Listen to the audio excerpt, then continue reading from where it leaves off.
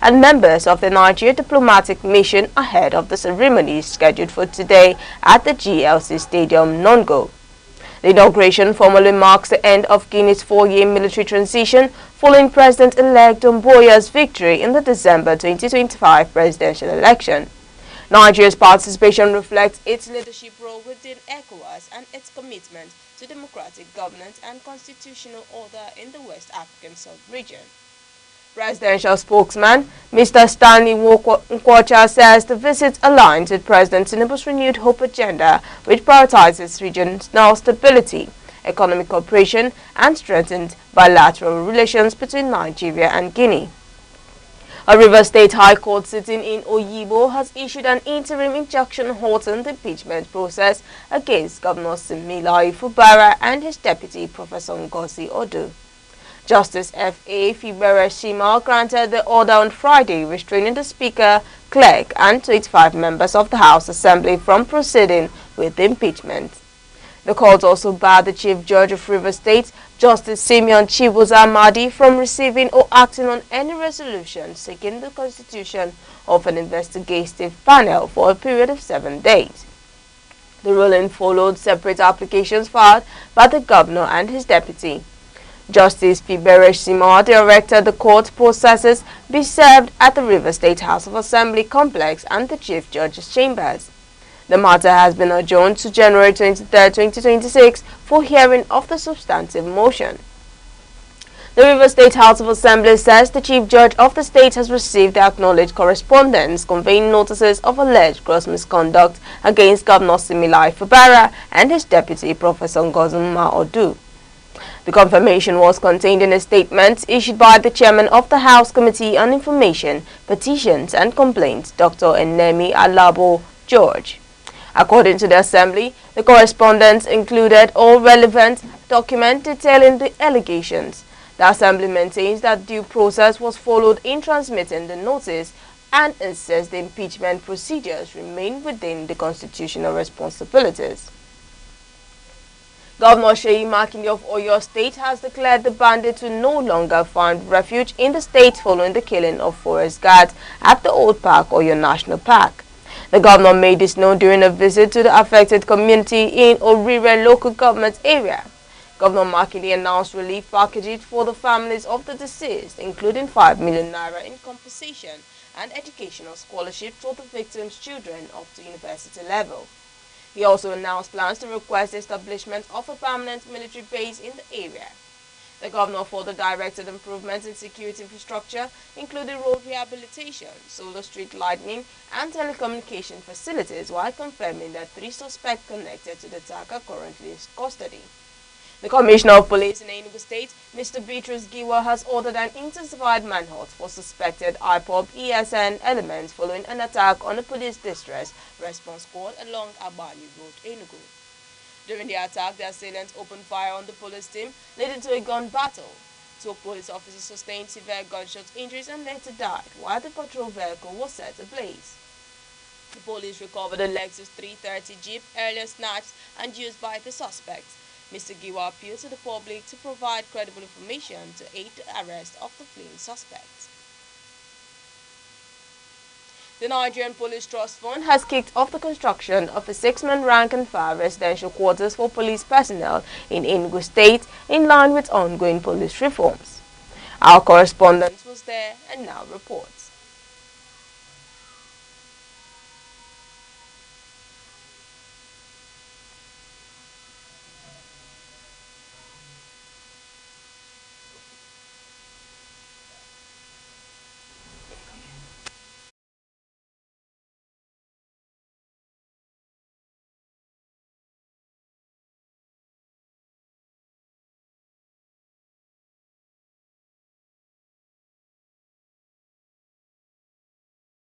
Police in Jigawa State have arrested 20 suspects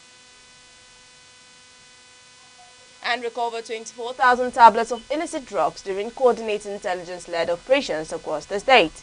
The State Police Public Relations Officer, Mr. Shisu Adam, confirmed the development yesterday. The largest seizure occurred in Sule Tankaka local government area where two suspects from Kano State were intercepted while transporting Excel tablets valued at about 1.2 million naira.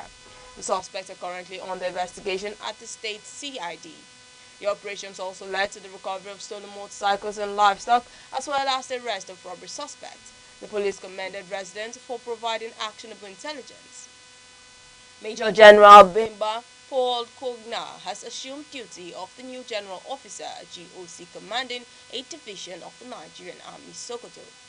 He took over from Major General Ibikunle Ajose during a handover ceremony in Gingia Cantonment. In his address, Major General Kogna pledged to consolidate ongoing security operations aimed at tackling banditry and other crimes in the northwest. He described peace and stability in the region as a top priority.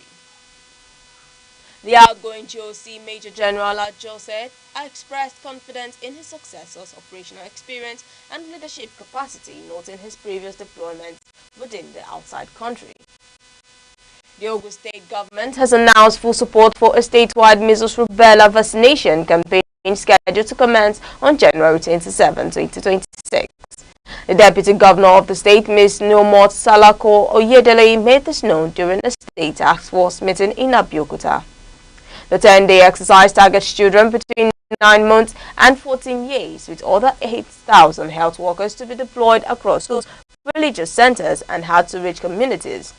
UNICEF will provide technical support, including ambulance boats for referent areas. The State Commissioner for Health, Dr. Tommy Koka, urged parents and caregivers to ensure eligible children participate as the exercise is part of efforts to eliminate preventable childhood diseases. Dr. Kingsley Ashibogu has assumed office as the new Commissioner for Secondary Education in Delta State. He took over from Chief Rose Ezewu during a formal handover ceremony on Friday. Dr. Ashibogu pledged to focus on teacher capacity building, infrastructure development, and improved learning outcomes across public secondary schools. He said the reforms aligned with Governor Sheriff Obuevori's moral agenda. The new commissioner called for cooperation from staff and stakeholders, assuring that students' welfare and academic excellence will remain central to his administration. The Oyo State Independent Electoral Commission has fixed Saturday, January of next year for the conduct of local government elections in the state. The Commission's chairman, Mr. Babatunde Adeniyi, announced a date after a management meeting in Ibadan. Voting will take place in all 33 local government areas between 8 a.m. and 3 p.m. The Commission says the early announcement complies with the Electoral Act, which requires a 360-day notice before elections. Mr. Adeniyi assured political parties and residents of a transparent process and disclosed that any runoff or run election will hold on January 23, 2027. You're watching news updates live from Aneke TV. For more updates and breaking stories, stay connected with us on Facebook, X, Instagram, TikTok, and YouTube, all at Aneke TV. Now here is a quick recap of the major headlines. Court restrains River State House of Assembly and Chief Judge from proceeding with impeachment of Governor Similai Fubara. And coming up shortly, on the foreign scene, 7 persons fear death as President Yoweri Museveni retains lead in Uganda's disputed election. And on business, federal government launches a task force to protect creative ideas and intellectual property. And in entertainment, filmmaker dies in an explosion on a movie set in Ogun State. We'll be right back. Looking for a window to the world? A place where news, entertainment, and culture come alive. Welcome to Aneke TV, your ultimate destination for stories that matter and moments that inspire. At Aneke TV, we bring you breaking news, exclusive interviews, and live events coverage, all with accuracy, integrity, and a fresh perspective. From the heart of Nigeria to the far corners of the globe, we keep you informed, entertained, and connected. Whether it's sports highlights, music and lifestyle trends, or community stories that touch lives, Aneke TV is more than just television. It's your companion in every moment. Rich, vibrant, and truly unique. Our programming celebrates the diversity and energy of Nigeria while keeping you at the pulse of the world.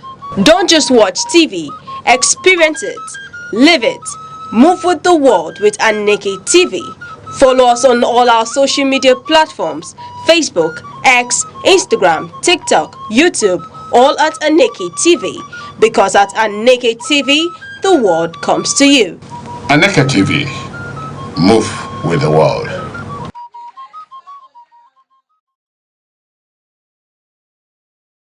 Welcome back. Still on the news, Uganda's long-serving President Yoweri Museveni has taken an early lead in the country's presidential election with 75% of votes counted from most polling stations. Electoral authorities say the final results are expected within 24 hours as the 81-year-old leader seeks a seventh term in office. The process has, however, come under scrutiny, with opposition candidate Bobi Wine alleging widespread rigging. Security forces have condoned off Wine's residence, describing him as a person of interest, while internet services remain shut nationwide. At least 7 opposition supporters were reportedly killed during clashes south of Kampala. Police say they acted in self-defense against armed groups, a claim disputed by opposition officials. The United States Embassy has issued security alerts over the use of tear gas and live ammunition. U.S. President Donald Trump has granted a full pardon to former Puerto Rico Governor Wanda Vazquez Garcet, overturning her federal corruption conviction. The White House described the case as a politically motivated persecution. Vazquez has pleaded guilty in August 2025 to a misdemeanor campaign finance violation linked to her 2020 gubernatorial campaign. Federal prosecutors allege she received illicit campaign funding in exchange for removing a banking regulator. The pardon also covers her co-defendants, including banker Julio Herrera Vultini and former FBI agent Mark Rossini. Critics say the move undermines her accountability, while the White House insists no crime was committed. Russia has recorded a slight decline in military recruitment, with 422,704 people signing contracts in 2025. The figures were disclosed by Deputy Security Council Chairman Dmitry Medvedev during a military technology meeting. The number represents a drop from the 2024 total of about 450,000 recruits amid the ongoing conflict in Ukraine. Authorities say the focus is shifting from quantity to specialized skills. President Vladimir Putin has highlighted increased recruitment of drone operators and technical personnel. Officials say over 32,000 volunteers joined specialized brigades last year.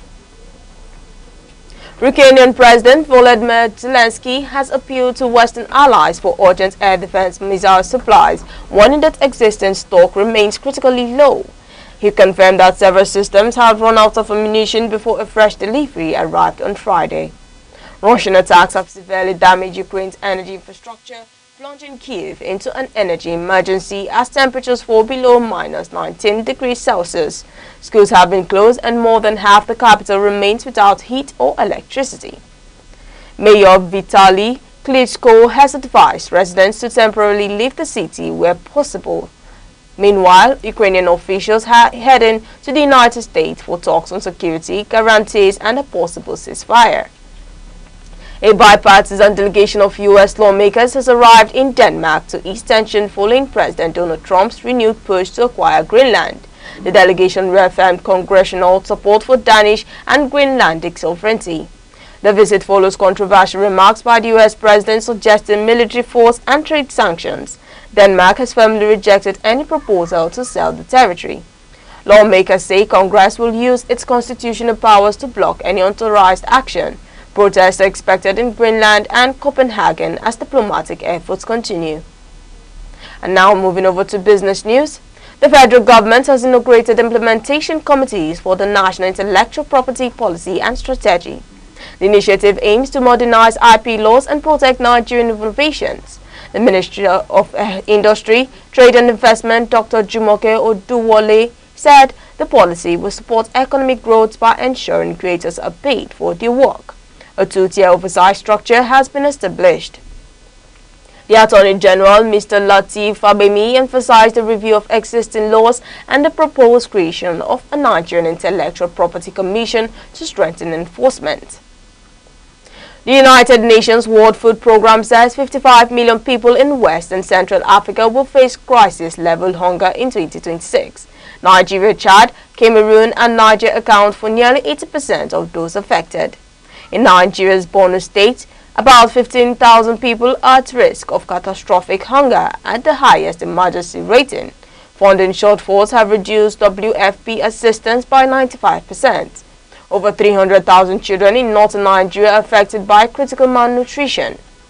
The agency is seeking $453 million to sustain emergency operations. And now in sports news.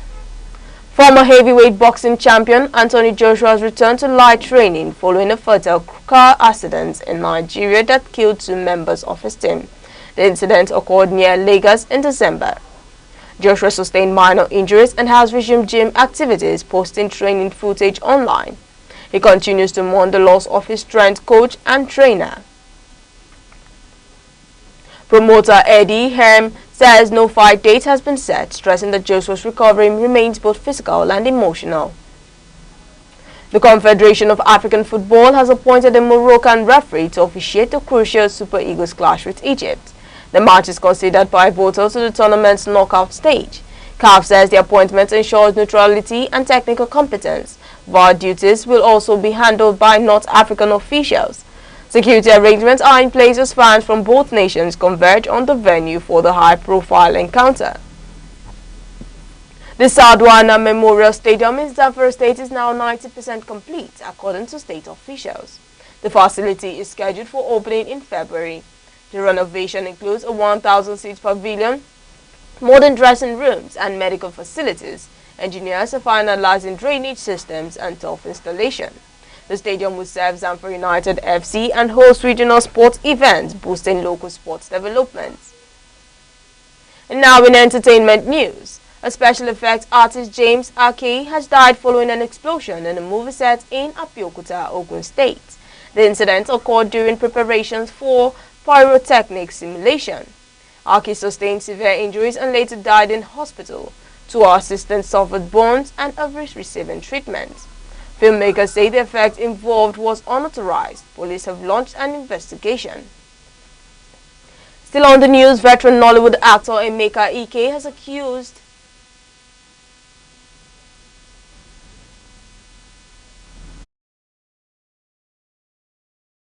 exploiting his son, Michael, for school media promotions. Ike demanded the immediate removal of his son from all promotional content. The actor has disassociated himself from Jaruma's business and threatened legal action.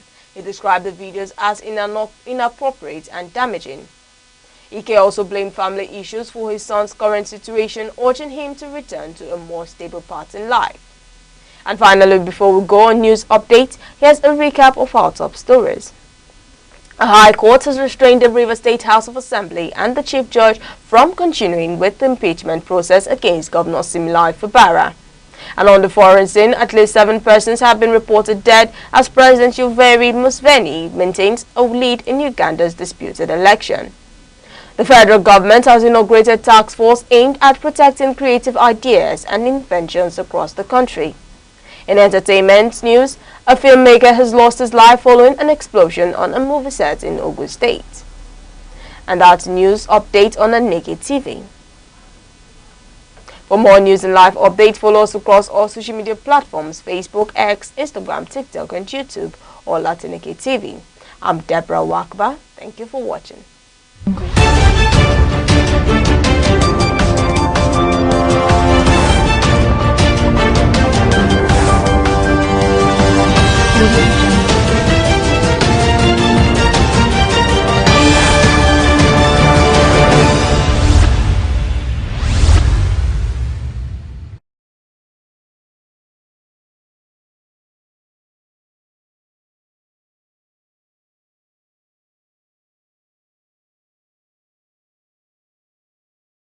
Looking for a window to the world?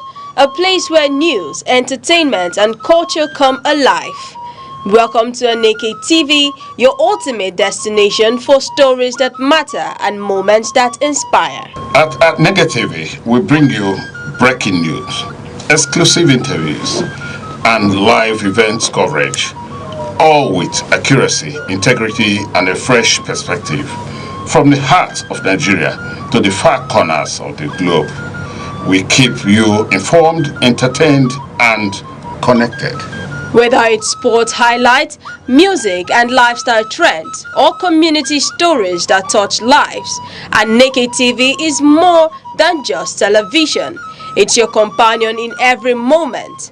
Rich, vibrant, and truly unique, our programming celebrates the diversity and energy of Nigeria while keeping you at the pulse of the world. Don't just watch TV, experience it, live it. Move with the world with Aneke TV. Follow us on all our social media platforms: Facebook, X, Instagram, TikTok, YouTube, all at Aneke TV. Because at Aneke TV, the world comes to you. Aneke TV, move with the world.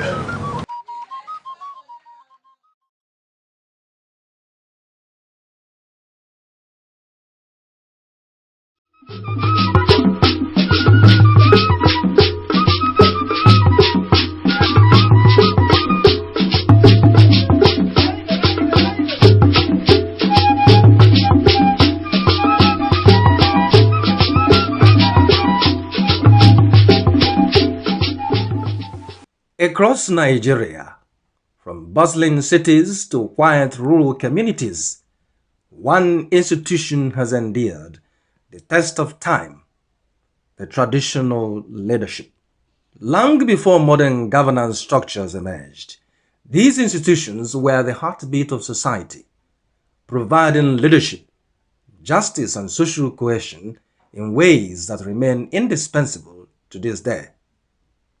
Traditional institutions are not merely ceremonial. They are custodians of Nigeria's rich and diverse cultural heritage. From the Obas of Yoruba land, the Emirs of the North, to the Igwe and Obi of Igbo land, traditional rulers preserve centuries of customs, language, festivals, and rituals. They ensure that the stories, values, and identity of their people are not lost in a rapidly changing world.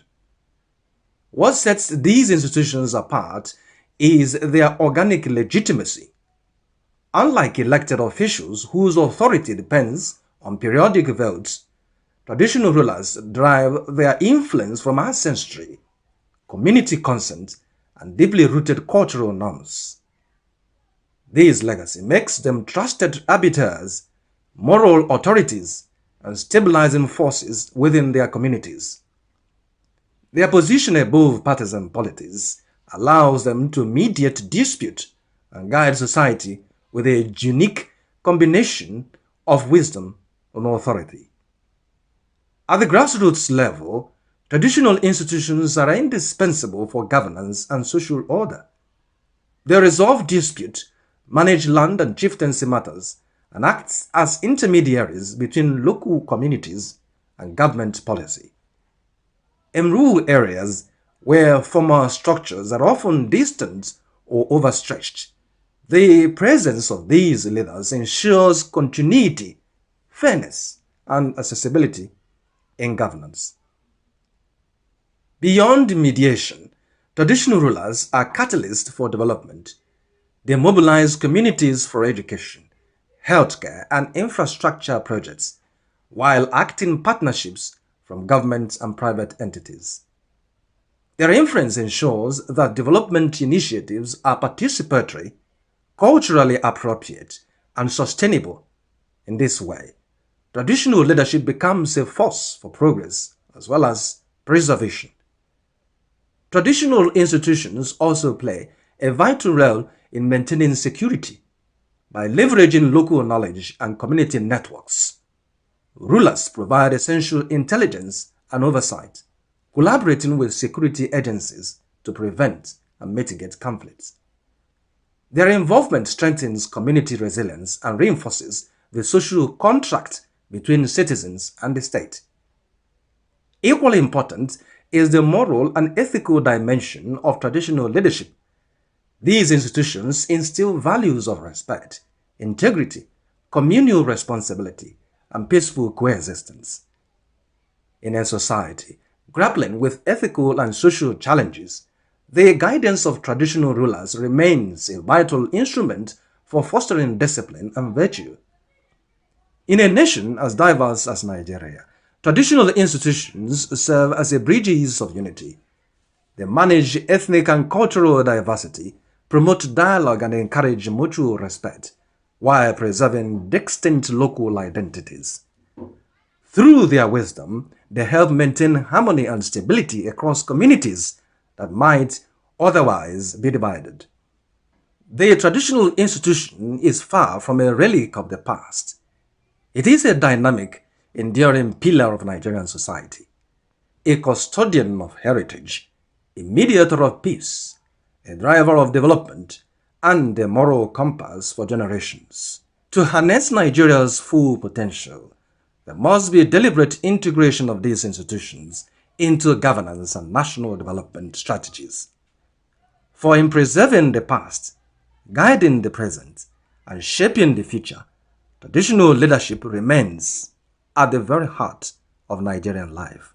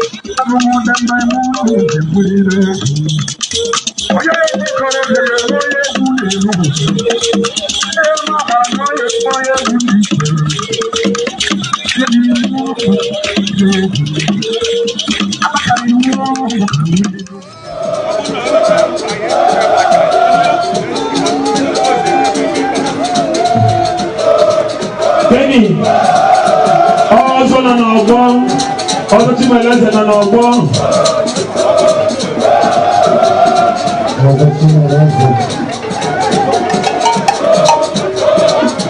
Ìjẹ́lẹ̀ bí yín na n'ọgbọ, ìjẹ́lẹ̀.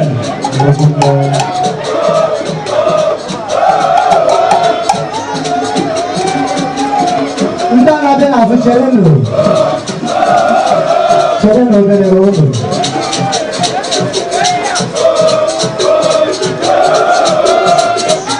Ìjẹ́lẹ̀ na n'ọgbọ, ìjẹ́lẹ̀ bí yín na n'ọgbọ. Títò, èrè fọ́tì yá nà-ẹ̀mẹ́. Èrè fọ́tì yá nà-ẹ̀mẹ́. Ọzọ yìí nà-ẹ̀mẹ́ kọ́tọ̀ dé ebùbè.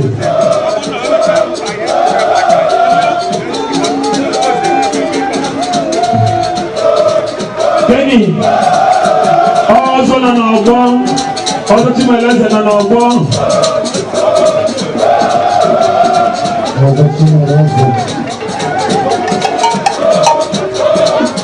Ijele bụ ihe nọ n'ọgbọ, Ijele.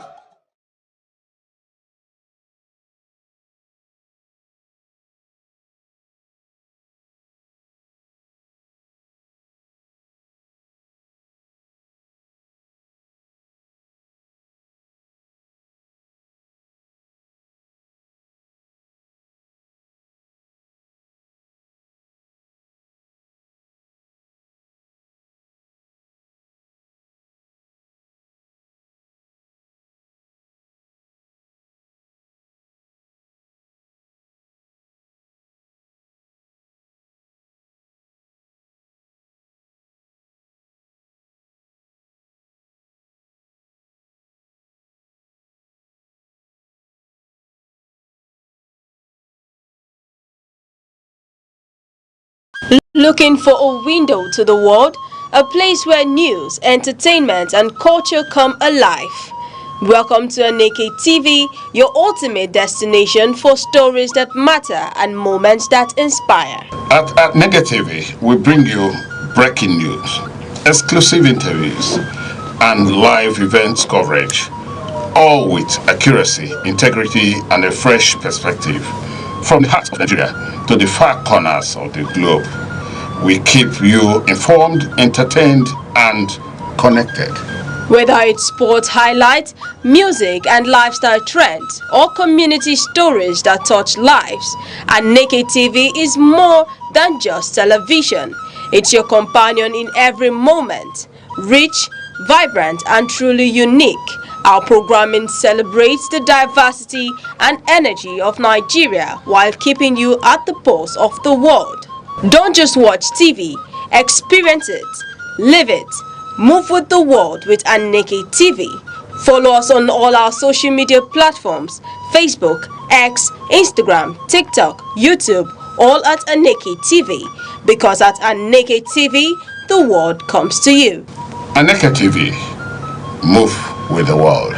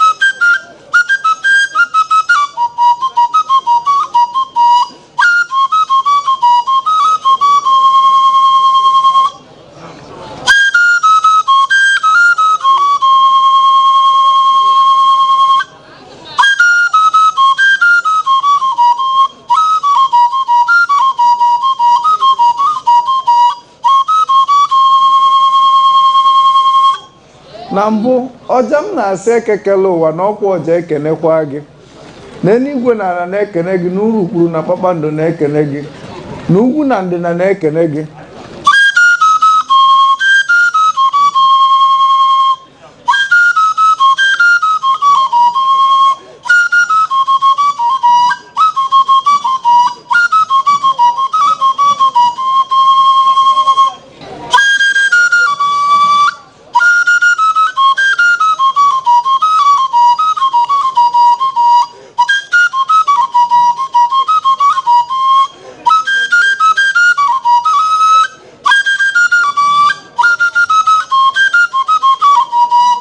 maka ka onye si eme ka ekwe si akpụ ya ka onye si eme ka ọja si akpụ ya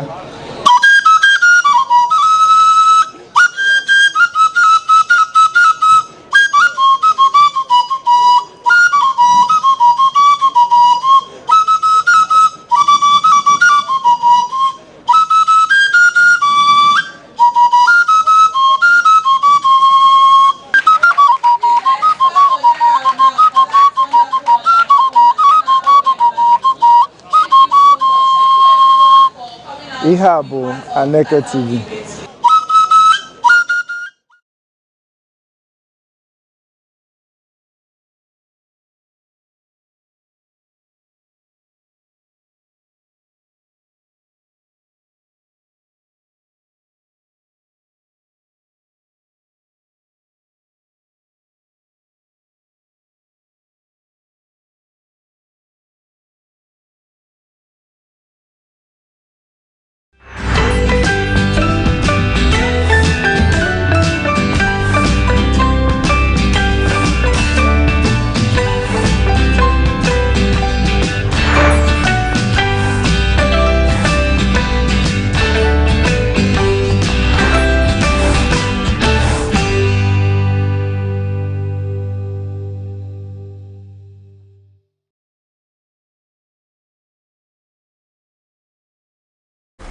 Good morning and thank you for joining us on the week in retrospect.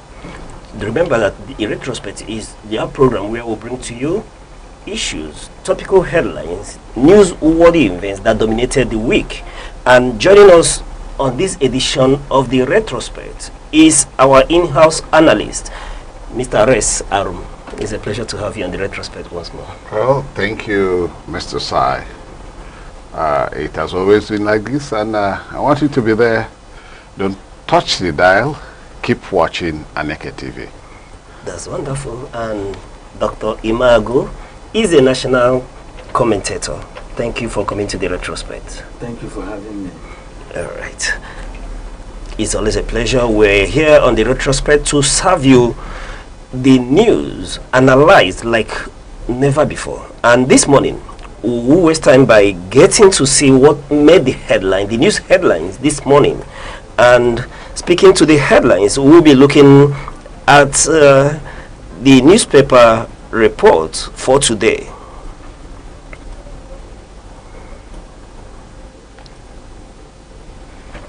So take a look at the newspaper starting from the Punch or the Guardian newspaper this morning.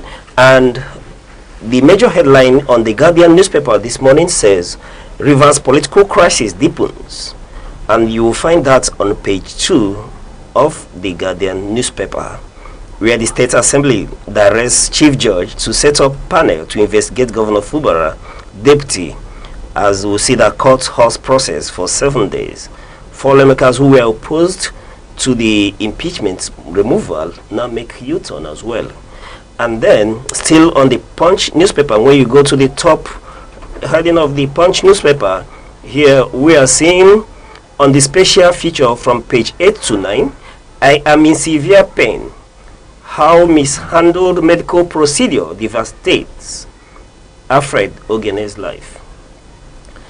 And still on the front page of the Guardian newspaper, why we must fix our public varsities is an interview that is on page 32. And still on the Guardian newspaper, we'll see undeclared $40,000 Supreme Court upholds conviction of Lamido's son. You will see that on page 2. And MNPCL is a reliable engine of economic growth, says Ojulari. That will be found on page 3 of the Guardian newspaper. And still on the Guardian newspaper, we'll see BC Akonde at 87. Sawolu Iwada extol elder statesman's democratic ethos. And then on the bottom page of the Guardian newspaper, we'll see Senator Bob on the burden of legislators in Nigeria. You will see that on the inside stuff, back page. And then moving on from the Guardian newspaper, we'll move over to the Punch. And on the Saturday Punch newspaper, we'll see the major headline: Terrorists, Belatoi's threat, how families risk lives to enter Niger Republic, Sokoto residents. And still on the Punch newspaper, we'll see impeachment, Fubara, Rivers lawmakers in showdown. That will be found on page 6 of the newspaper.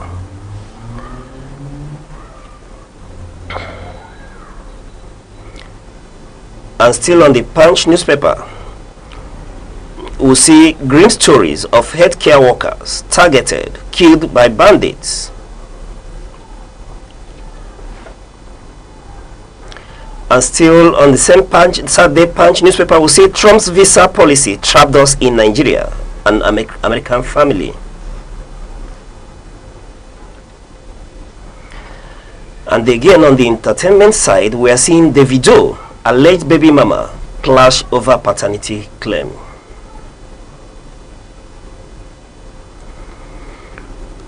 And still towards the down left corner of the Punch newspaper, we are seeing Royal Rumble, a laughing ways litigation over Oyo Council leadership. Still on the Punch, we are seeing Nigeria sleep in waste bins amid UK deportation threat.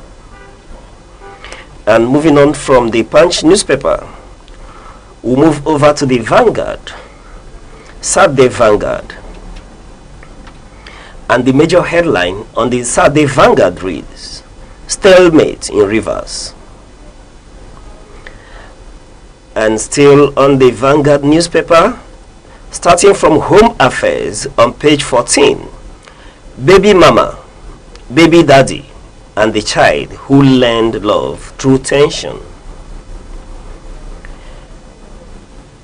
And on page 11 of the Sunday Vanguard, budgets. FG spends 38.2 billion on Gowon, Obasanjo, IBB, orders in 22 years. And still on Saturday Vanguard, on page 8, you'll see 2027, North set to name preferred presidential candidate in April, Arewa Group. And on page 16 and 17, why Eagles failed to fly against Morocco. And moving to the down side of the Saturday Vanguard, we see defection of Atiku's son, symbolic cue to APC, personal matter to family, on page 24. And still on the Saturday Vanguard, we are seeing on page 6 and page 19, $9 million lobbying contract. Obi decrees wasteful spending.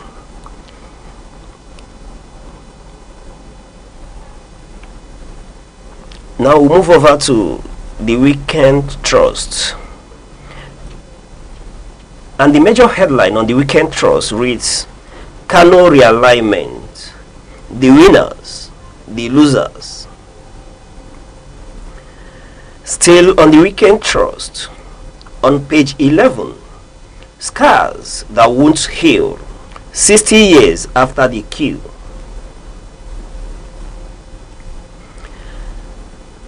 And still on the Weekend Trust, on page 24, you will see, let's get apart a little to be together, Chief Mike Ahamba San.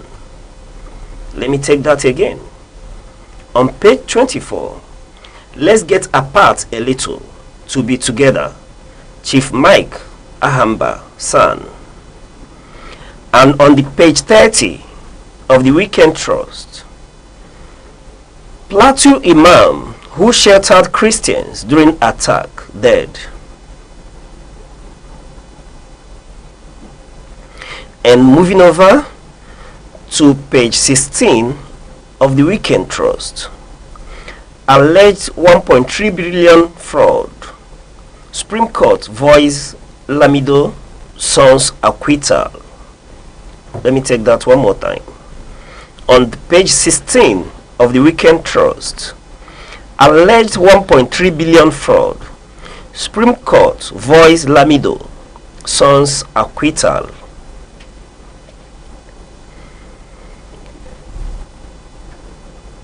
And that's it for today's newspaper. And taking our discussion now, we'll go to the Punch newspaper. Let's take a look at the major headline on the Punch newspaper. Sorry, I beg your pardon, the Guardian newspaper, sorry.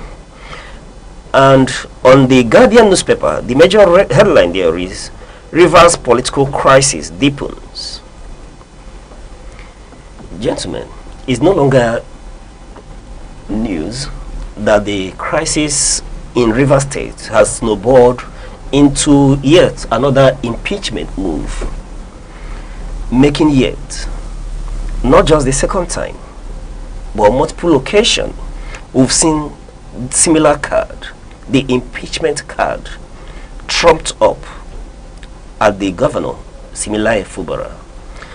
But in this case, despite persuasion from leaders, traditional leaders from River State, political leaders, even within the hierarchy of APC, everyone assumed that when the House didn't convey that the whole issue is beginning to, calm down a bit. But in the news this morning, we are seeing that the political crisis in Rivers State deepens, that the State Assembly are still wanting to move ahead to serve the governor, despite the fact that a court of competent jurisdiction has mandated the state or the State Assembly, the top judicial officer in the state, not to proceed for 7 days. So, gentlemen, I ask, this situation in Rivers State, where do we go from here? Okay, you see, the problem in Rivers State has been very persistent. It has, over time, taken the pages of all the newspapers in Nigeria for over 1 year plus, or going to 1 year. And Nigerians are not surprised. The mentor or the godfather of the governor do not actually want the governor to be in office any longer. Wanted the godfather, the governor to leave office. And impeachment started earlier. The first impeachment came, the second impeachment came, and of course a state of emergency also came. These are the way the problem progressed until most recently the third impeachment move by the Rivers State House of Assembly. And this time the situation is no longer the same. The governor has moved from PDP to APC, and as believed, he is the #1 APC person in Rivers State. Yet, these members of legislature had earlier, moved to APC. They moved the first time, then the government went to court saying their positions as members of the legislature is vacant, and therefore Aneke should organize an election. Well, they went to court, and the court voided that move and said they are still in PDP. And then this time around, the second time, they said they are in APC. They didn't know the governor would follow suit, and the governor did. Now, there's a court order. That is the problem we'll be having about Nigeria. I don't know if this concept of rule of law prevails in this country any longer. Otherwise, if there is a court order for a stay of whatever thing they had to do as a legislature, I don't know why it is not obeyed. But at the same time, sometimes there are certain things about the legislative arm that is not actionable. It is a subject of discussion amongst legal luminaries whether the court has right to issue an injunction on what pertains the legislative business of the Rivers State House of Assembly. So we are watching until the legal persons begins to, do the interpretations and how the legality or otherwise of that court order, then we shall know. But for now, a lot of questions has been there on the impeachment of Fubara. Is Fubara being impeached as a result of gross misconduct as claimed by the House of Assembly? Or is it a political vendetta? Is it, are they just politicizing just because their interests do not seem, their personal interests do not seem to have been served by the governor? So we are looking at the same person who gave Yesomike the powers to fight at all fronts. Because as he fights, he's fighting Mr. A, Mr. B, he's fighting APC, he's fighting PDP, he's fighting everywhere. And let us see how it goes in River State. All right. Yes, we want to see how it goes in River State. But one of the striking, surprising things that has happened or emerged in this whole crisis in River State is that we've seen where the minority leader, Silvanus Nwankwo and Peter Abi, who have come out to plead for caution, and we've seen two other members subjoin them to ask other members to tamper justice with mercy, turning around now to still want the House to go ahead with the impeachment moves. Doctor, what do you think is happening there in River State? Well, thank you so much. You see, basically, politics is a game of interest. And from the onset, these members of the House that were against the governor, we are all, in fact, all of them came from one camp. Then suddenly, disagreement erupted between the governor and the godfather. And you know that, somebody who is very, very smart in the game of politics will always plant you and allow that position to be surrounded by booby traps. I am beginning to look at the situation where you have a governor and almost all the members of the legislature are not in support of what you are doing.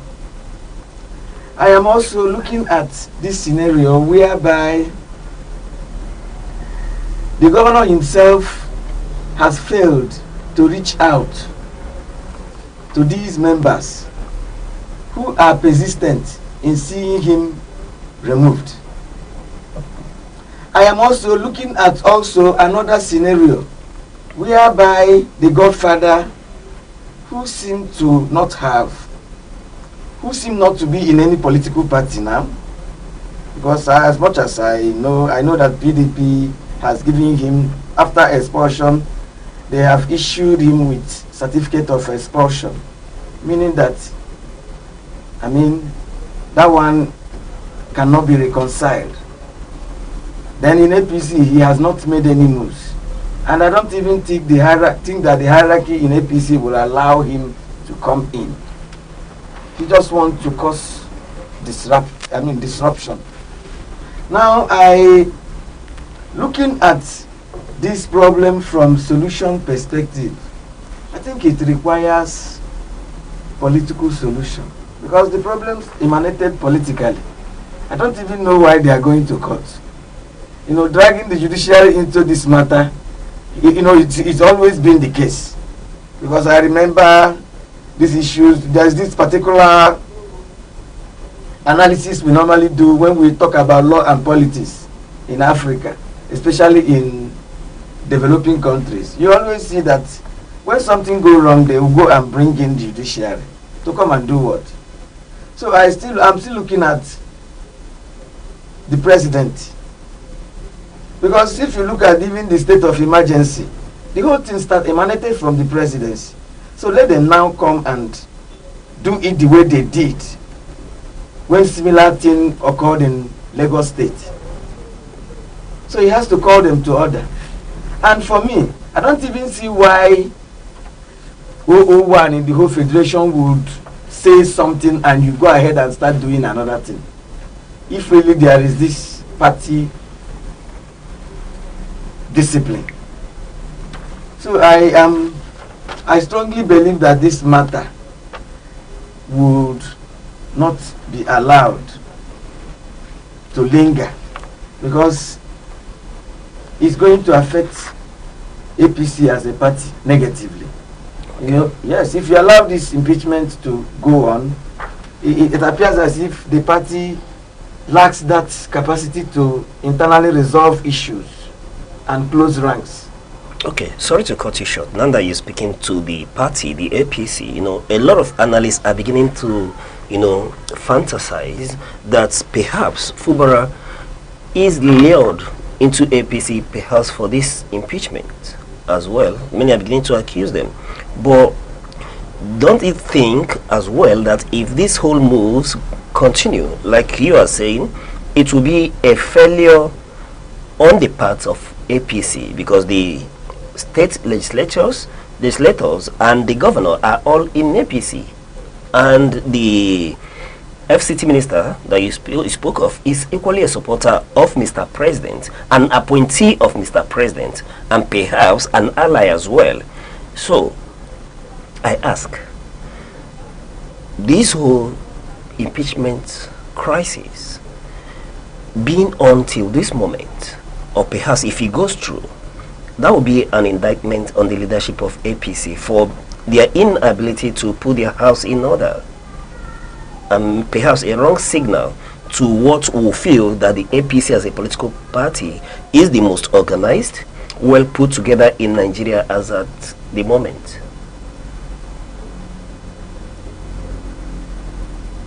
Okay, thank you so much. Fubara's defection to APC, for me, is a welcomed development. Because I can't even imagine the level of vulnerability he would have left himself if he had not done the needful. That remains the only safe ground for me.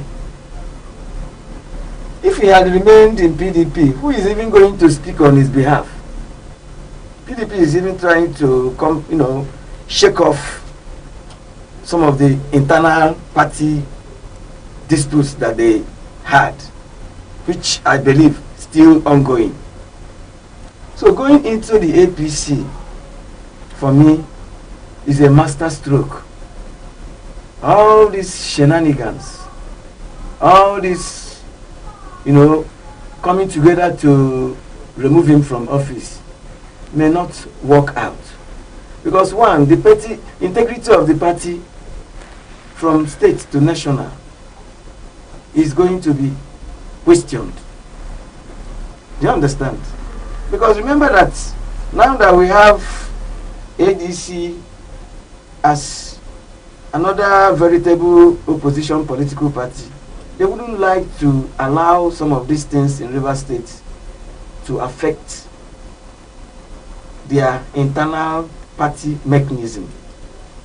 Yes, Fubara may have not obeyed some of the things they agreed on, but sometimes when you want to take decisions, you do it for common good. You have to consider the masses, you have to consider the electorate, and you have to allow, and even if questions be asked, why should Wike be there to cause havoc? Because there was a time I looked at this problem as something that has one direction. If you call Wike and tell him to allow this man to be, that ends it. But I am looking at the president as not wanting to, at the same time he wouldn't want to please Wike and he want to please Fubara. He want to carry everybody along. But if you see that it cannot work out, you have to issue a strong statement telling them that this governor should remain. I don't even know why you should tell a governor not to run again. I have looked at those conditions and I don't even know how on earth anybody can abide when you go through some of the conditions that they are saying that he has violated. Enough is enough. All right. Mr. S, let me come back to you this time around.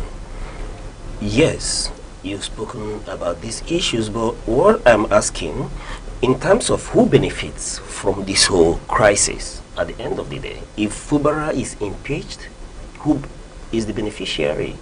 And where does that leave the people of Rivers State and Rivers State politically? In the sense that we know that Mr. President would want to win Rivers State come 2027. Or you think Fubara is a lesser evil for Mr. President than Aneke? It's not about being even a lesser evil. If eventually Fubara is impeached, it may not all go well with Rivers State in the long run, more so when the election is really approaching. It may be counterproductive for what the president wants to achieve. What the president wants is to have Rivers State so that they'll vote for him and get him re-elected.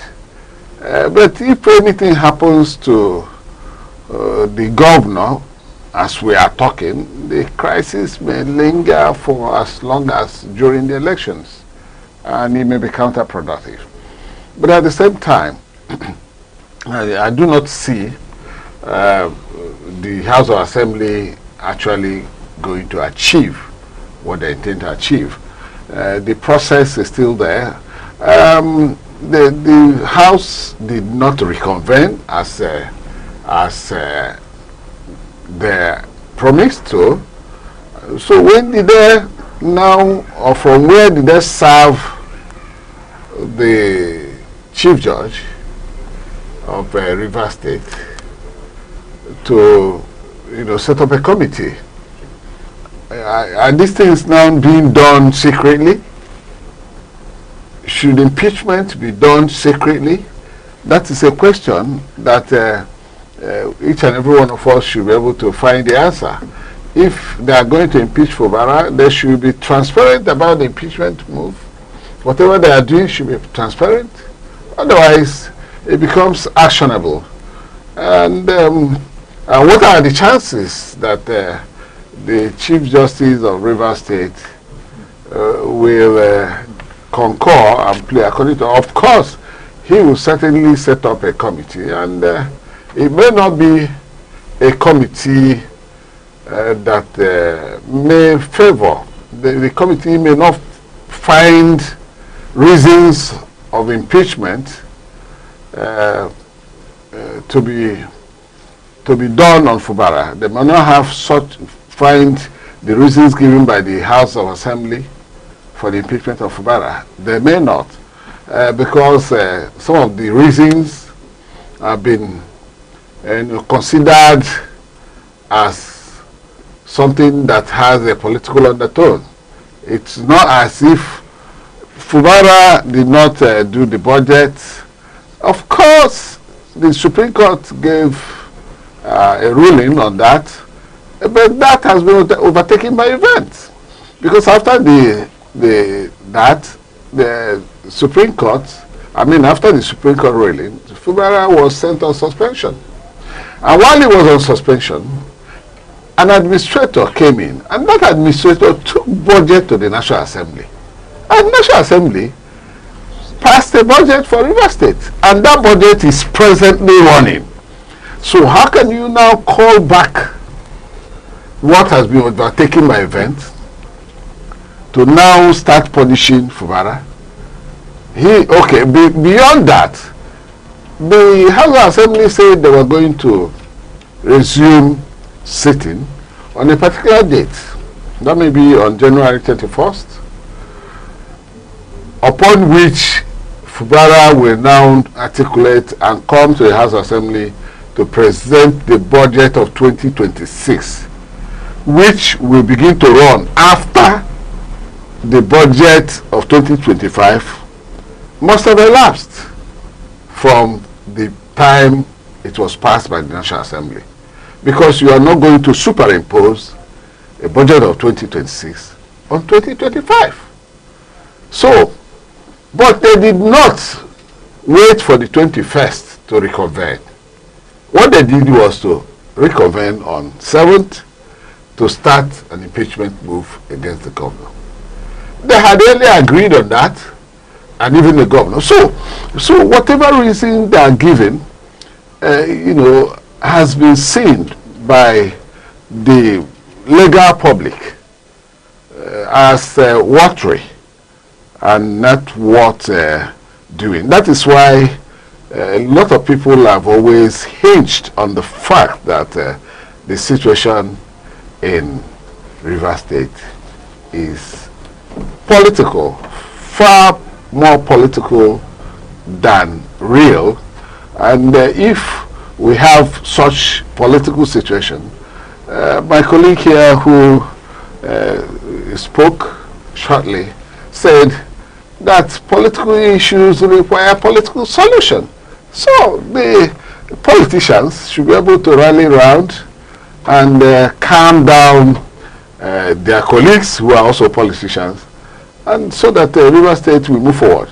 On the part of who suffers, in fact, when two elephants are fighting, the grass around the environment suffers. So the river people are suffering presently because the greater part of development that would have been achieved within this period, the government of the day has been put into crisis, management of crisis, such that seems to, derail their movement towards development.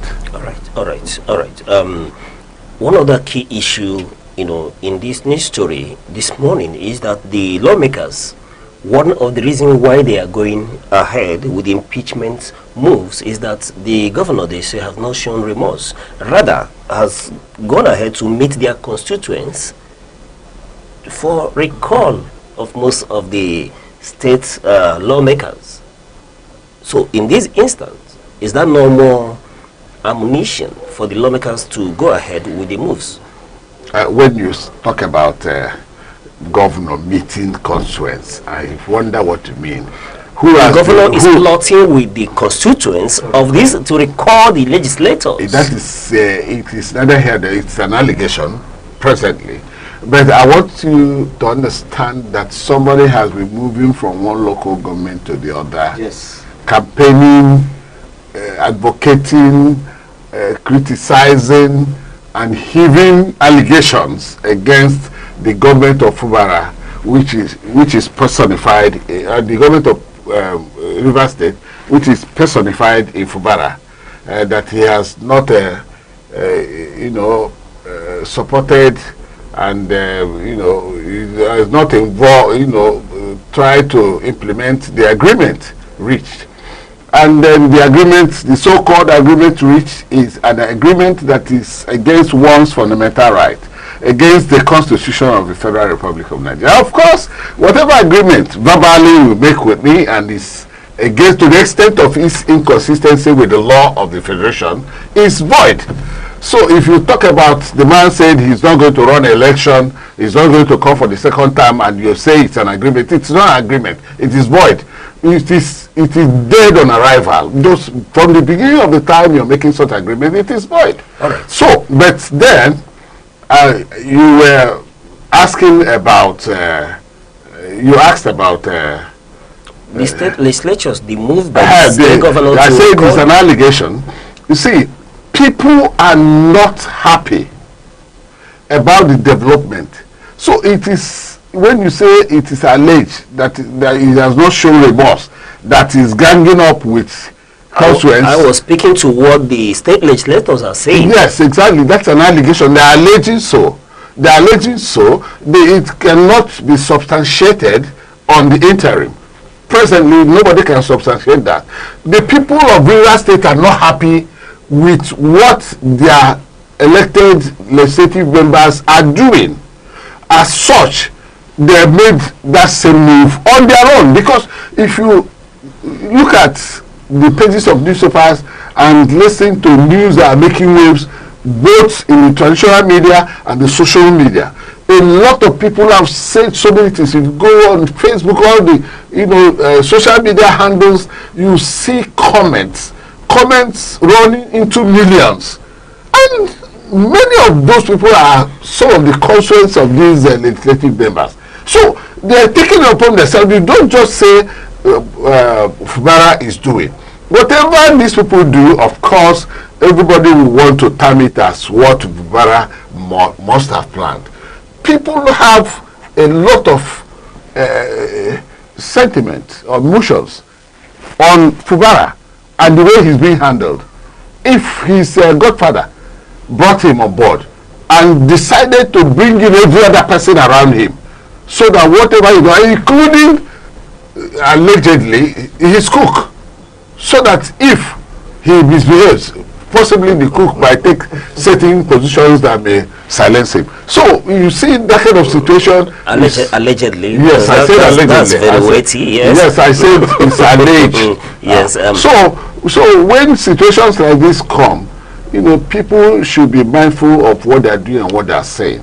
If one is saying that it is as a result, Fubara is ganging up to recall them, these things have been happening since, and Fubara has not made any such move.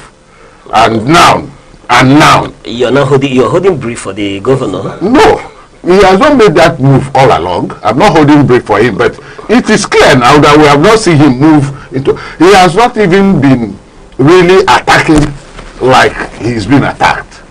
We also see it in the media circle. If he has been attacking like he's been attacked, by now there would have been much bigger crisis in Rivers State. That was exactly what the president was avoiding when he came with a state of emergency. He was avoiding a kind of anarchy.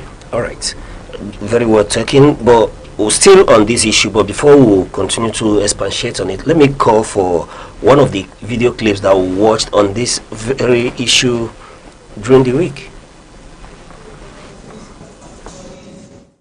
May I read the order? Proceed. Order 23.1 says, a paper may be presented to the House by a member and its presentation shall be entered upon the votes and proceedings, provided that papers may be forwarded to the clerk on any day during the existence of the House, and the delivery of such papers to the office of the clerk shall be deemed to be for all purposes the presentation of them to the House. Mr. Speaker, I have a paper that fits this order that I want to read. What is the paper?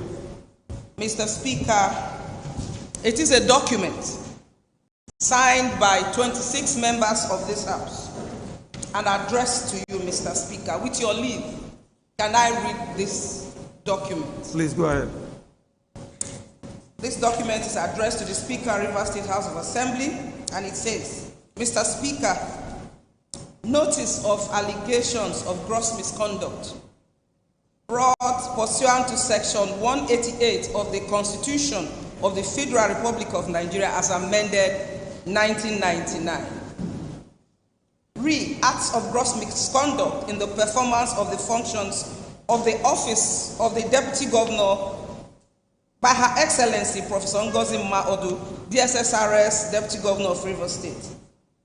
In compliance with Section 188 of the Constitution of the Federal Republic of Nigeria, 1999 as amended, and other extant laws, we, the undersigned members of the Rivers State House of Assembly, hereby forward to you a notice of gross misconduct by the Deputy Governor of Rivers State in the performance of the functions of her office. Gross misconduct 1, reckless and unconstitutional expenditure of public funds contrary to sections 120, 121, paragraph 1 and 2, and 122 of the Constitution of the Federal Republic of Nigeria, 1999 as amended. Particulars of gross misconduct are A, B, C, D, E, F, G, and H. Proceed. Gross misconduct 2, Mr. Speaker. Misappropriation of funds, public funds, contrary to the 1999 Constitution of the Federal Republic of Nigeria as amended and extant Rivers State financial laws and regulations. Gross misconducts here are... The particulars. Particulars of the gross misconduct, Mr. Speaker, are A, just A, 1.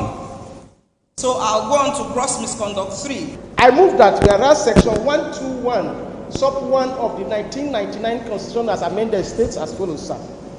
The governor shall cause to be prepared and laid before the House of Assembly at a time before the commencement of each financial year estimate of the revenue and expenditure of the state for the next following financial year. Mr. Speaker, considering that section 10 of the River State Fiscal Responsibility Law number 8 of 2010 requires the governor of River State to present the medium-term expenditure framework (MTEF) every 3 years before presentation of an appropriation bill, and that the last MTEF was presented in 2022 by the former governor of River State, Chief Ezemo Wike. Mr. Speaker, aware that the governor of River State, in connivance with the deputy governor of River State, has blatantly refused to either present MTEF to the appropriation bill 2026, while he continues to illegally and recklessly spend from his back pocket money from the Consolidated Revenue Fund of River State. Mindful that there is already a notice of allegation of gross misconduct brought pursuant to section 188 of the 1999 Constitution as amended against the governor and the deputy governor of River State by 26 members of the River State House of Assembly, sir. Sir, conscious that the governor and deputy governor have continued to act as tyrants, have no good plans for transparency or good governance of River State, and have repeatedly breached, backtracked on peace agreement facilitated, sir, by the president of this country, Bola Ahmed Tinubu, GCFR, informed Mr. Speaker that the governor and the deputy governor failed to heed to the terms of agreement reached during the peace parley brokered by the same Mr. President, sir, in December 2023, and another one reached in 2025, most recently, sir, during the emergency rules in River State. Thus, as it stands in law, no appropriation bill of River State has been presented, neither has any of such bill been passed into law, as the purported presentation, passage, and signing into law of appropriation bill 2024 of River State is void ab initio, and ordered him to present the appropriation bill 2024 to the House. B, that His Excellency Sir Siminalayi Fubara, GSSROS, Governor of River State, authorized or approved withdrawals from the Consolidation Revenue Fund of River State in 2024 financial year of River State without an appropriation law duly passed by the River State House of Assembly, contrary to section 120 of the Constitution, and that contracts, including the construction of the new River State House of Assembly chambers and auditorium, were awarded without approval of the River State House of Assembly. They say we're not live. 3. That His Excellency Sir Siminalayi Fubara, GSSROS, Governor of River State, authorized the approval, withdrawal, and spent from the Consolidation Revenue Fund of River State in 2025 financial year of River State, especially between 1st January 2025 to 18th March 2025 without an appropriation law duly passed by the River State House of Assembly, contrary to section 120 of the Constitution. D, that His Excellency Siminalayi Fubara, GSSROS, Governor of River State, violated section 122 of the Constitution and by authorizing expenditure from the Consolidated Revenue Fund of River State, even after the River State House of Assembly declared a shutdown on the River State government expenditure in resolution passed at the 4th legislative day. That His Excellency Siminalayi Fubara, GSSROS, Governor of River State, sometime in September 2023, approved an expenditure from the Consolidated Revenue Fund of River State government an extra budgetary sum of 5 billion naira, 5,900,000,000 naira, purported to have expended same for the Ogoni Andoni Unity Road, a payment not approved by the River State House of Assembly or provided in the River State Appropriation Law 2023. G, that His Excellency Sir Siminalayi Fubara, DSSROS, Governor of Rivers State, sometime in September 2023, approved and expended from the Consolidated Revenue Fund of Rivers State Government an extra budgetary sum of 4 billion naira purported to have expended same for the Boji Aleto Refinery Road, a payment not appropriated by the Rivers State House of Assembly or provided for in the Rivers State Appropriation Law 2023. H. All right. That's the lawmakers, laying the allegations upon which the grounds for the impeachment proceedings were built. But moving away from that, we've equally seen the lawmakers who sued for calm and begging their colleagues to tamper justice with mercy when it comes to the impeachment move, now coming back to say that they are in full support of the impeachment of the governor. But be that as it may, the conversation we were having before we went on to watch this clip, I dare bring it up again, is that with what is going on with the state lawmakers, where they are now accusing the governor of, coming at them by going to their constituents to recall them. And I dare ask this morning, like I have already mentioned sometime when we were having this conversation here in the studio, that when we try to reconcile what's happening in Rivers State with the scenario in Enugu State around 1999, where we had Jim Wobodo and Governor Chimaroke Nnamani, then Governor Jim Wobodo seemed to be the benefactor to the then governor, and we had a situation where even the state legislators had to sit in Abuja away from Enugu State.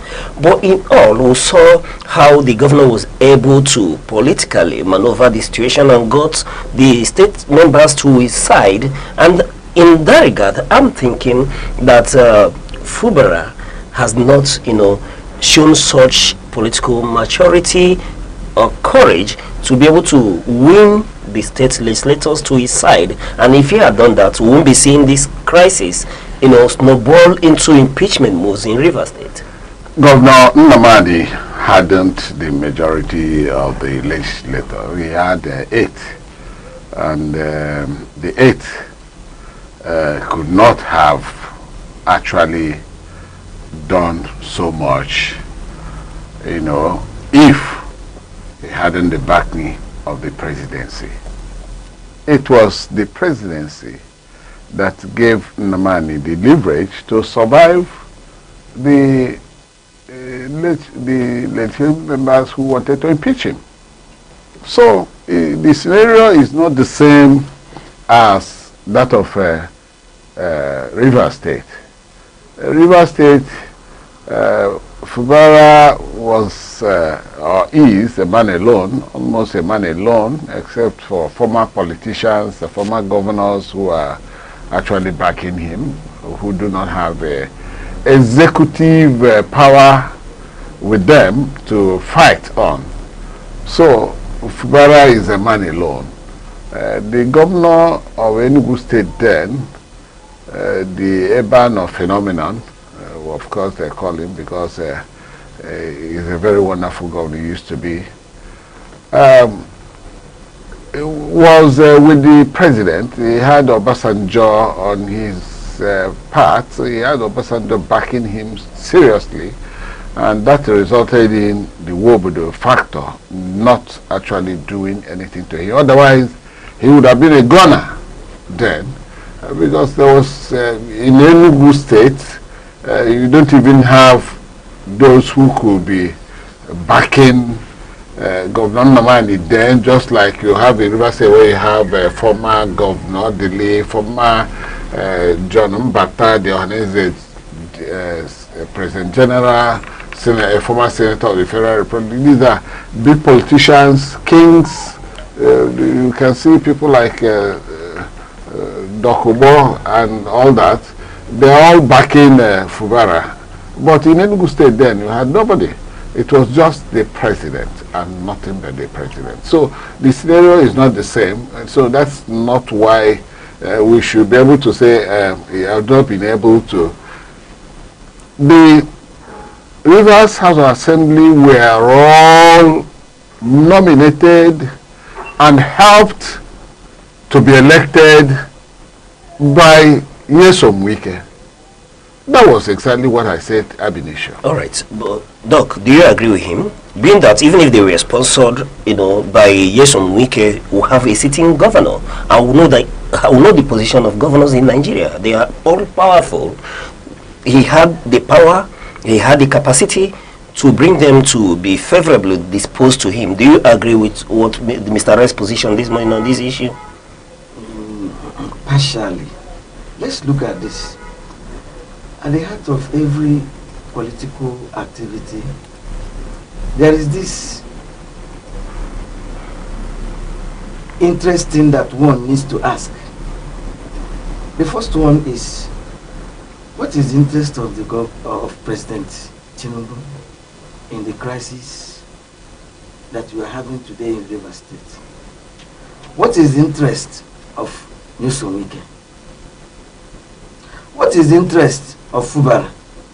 And what are the interests, collective interests of, or what is the interest of each member? Because politics is, when you look at political analysis, private interest is always paramount. We are told that politics is a game of interest. Yes, but but one thing about politics is that they tend to project the ones they don't want you. They tend to project the ones they want you to see. I know. The main interest of President Tinubu in Rivers State is to win the state. The interest of Wike, remember that Rivers State is one of the richest states in Nigeria. It is a kind of battle for the soul of Rivers State. And having been the governor for 8 years, I think he has amassed so much wealth to be in that kind of control. The members of House of Assembly, how long do you think that this governor need to stay to have that leverage economically to be able to control the members of the House? You don't know what may have happened behind curtains. Because I know, he knows that, just like my friend mentioned, that somebody nominated all these members of the House. And somebody that nominated them may have promised them heaven and earth to do one thing or the other. I don't even see the governor matching his godfather cash to cash in terms of trying to woo some members to his side. How long has he been governor? That is the question. How long has he been governor? Somebody has been there for so many years. And somebody that put you there don't even want you to grow that kind of wing. So the only thing that will bring this matter to a halt is the president calling Wike to order in the interests of the party. Do you understand? Because as long as you have all the APC governors, because I know that there was a move by all the APC governors to go and meet the president and tell him it's either you accept, you take this Wike, or you lose all of us. I know that it will still come down to that. You cannot use because of one man. He has done his own bit. He has done it. In as much as, okay, now another question is, what they keep saying agreement. What is the content of that agreement that they keep telling us? Private interest still. Agreement. You want to keep holding everybody. Nobody is talking about the masses. Nobody is talking about the electorates in Rivers State. Look at what they are saying in the House. Appropriation, spend this, spend that. Without this, without that. Yes, the man used some money to pay for road construction. They say he did not do this, he did not do that.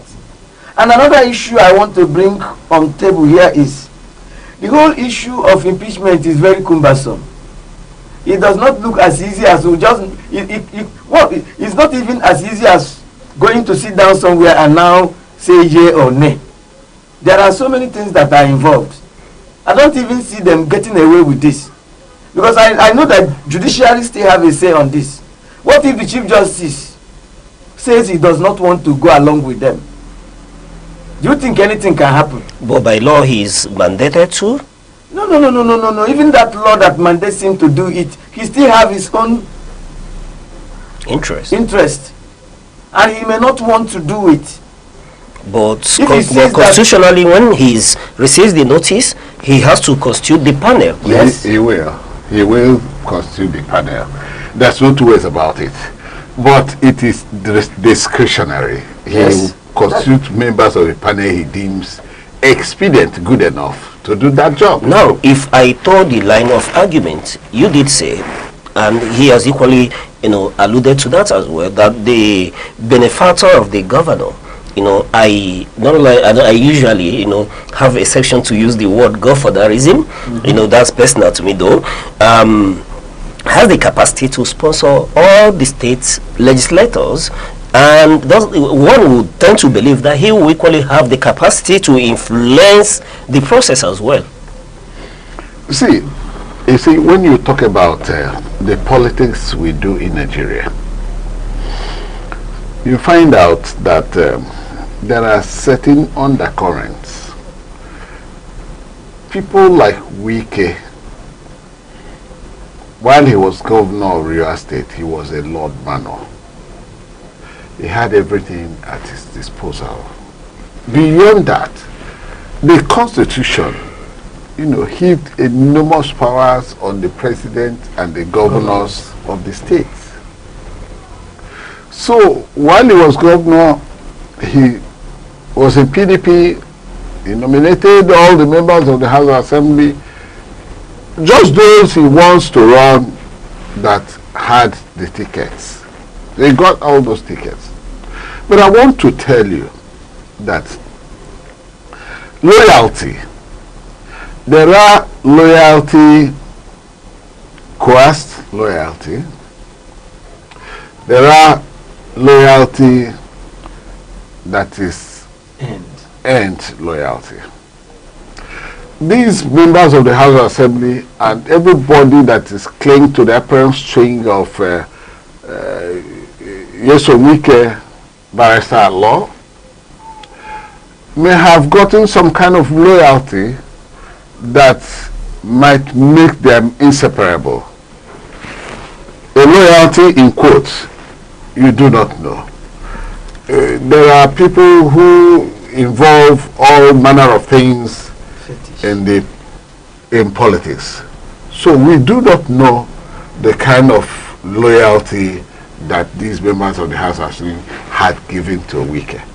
And that may also have very serious effects on whether Fubara could woo or not woo them to their side. All right. To his side. All right. Doc, as a final statement on this very issue, can we speak to the issue of, just in a few minutes, the issue of godfatherism in Nigerian politics? Has that got to stay? There was a point in Nigeria where we were speaking out loudly against the menace of godfathers in Nigerian politics. Remember the era of the Amala politics, to speak to Adedibu, in those areas. But it seemed to be something that has, taken the back bench. But recently, it has surfaced into a political lexicon one more time. I think the concept of godfatherism, not just in politics, but in all sphere of life, I think that particular concept is something that has been there for a very long time. There is no way we can separate this, because it's just like when you say mentor-mentee relationship. But it became a problem when you have a godfather who insists that something that will not benefit the masses be done. I don't think there's anything wrong in having somebody that would present himself so that you lean on him to climb. But naturally, in most cases, there is always some conditions that are, you know, put for you now to work with so-called naturally. We all have passed through somebody in life who may have helped us in one way or the other. That is still, you know, an aspect of mentor-mentee relationship. You may have had godfathers. In fact, it is almost in this. There's no way you can do without it in life.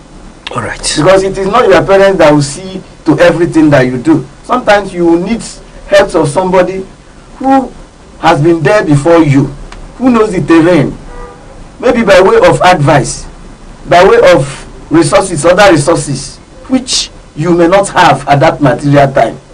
No politician in Nigeria will say that he has not benefited from somebody who has been there before him or her. But when you hear godfatherism in Nigerian politics, you are now bringing in that human element into it. Greed, avarice, and so many other negative tendencies that are inherent in man. The idea, even godfather, you know, somebody, if you have a godfather, that godfather will be there to see that you succeed. I've always grown to see that concept, that word godfather, from positive perspective, because I have a godfather. Do you understand? But as time goes on, I now started seeing the negative dimension of it. It depends on how it plays out. But I think the concept of godfather or godfatherism for me is indispensable, because as you are climbing that ladder, you have to need somebody to lean on. All right, Mr. Ress, I will still revert to you in half a minute. What's your position on the issue of godfatherism in Nigeria? Well, we'll talk about godfatherism in politics now. Let me restrict myself to that. Yes. We have had godfatherism in politics in Nigeria, and sometimes it works, sometimes it doesn't work. In this part of the world, in this part of Nigeria, we had the Jim Chibarokendamani godfatherism, we call it that. It never worked.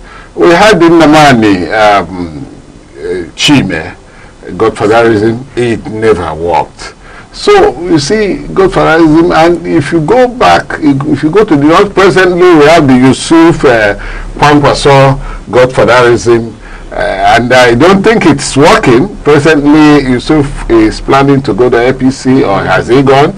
And then you see Kwankwaso, the leader of Kwankwasia movement, also declining to do that, and even saying that he did not give his blessings for Yusuf to go, and so on and so forth. You can see, you mentioned the Adedibu days.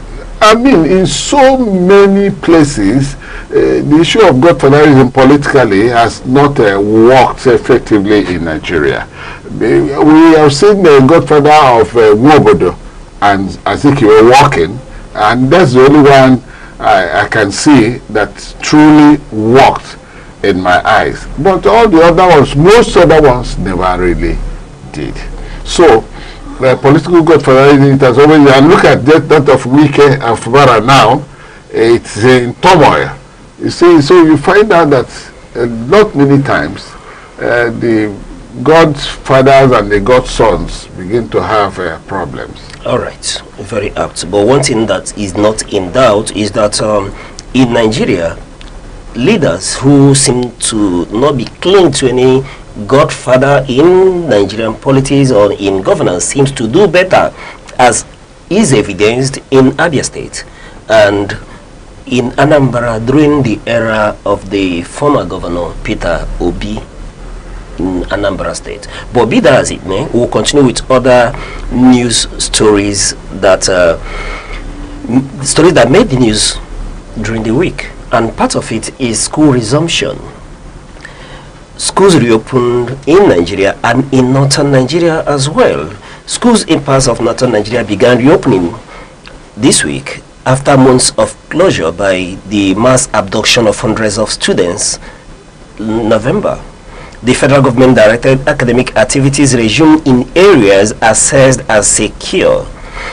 though specific details of enhanced security measures were not disclosed.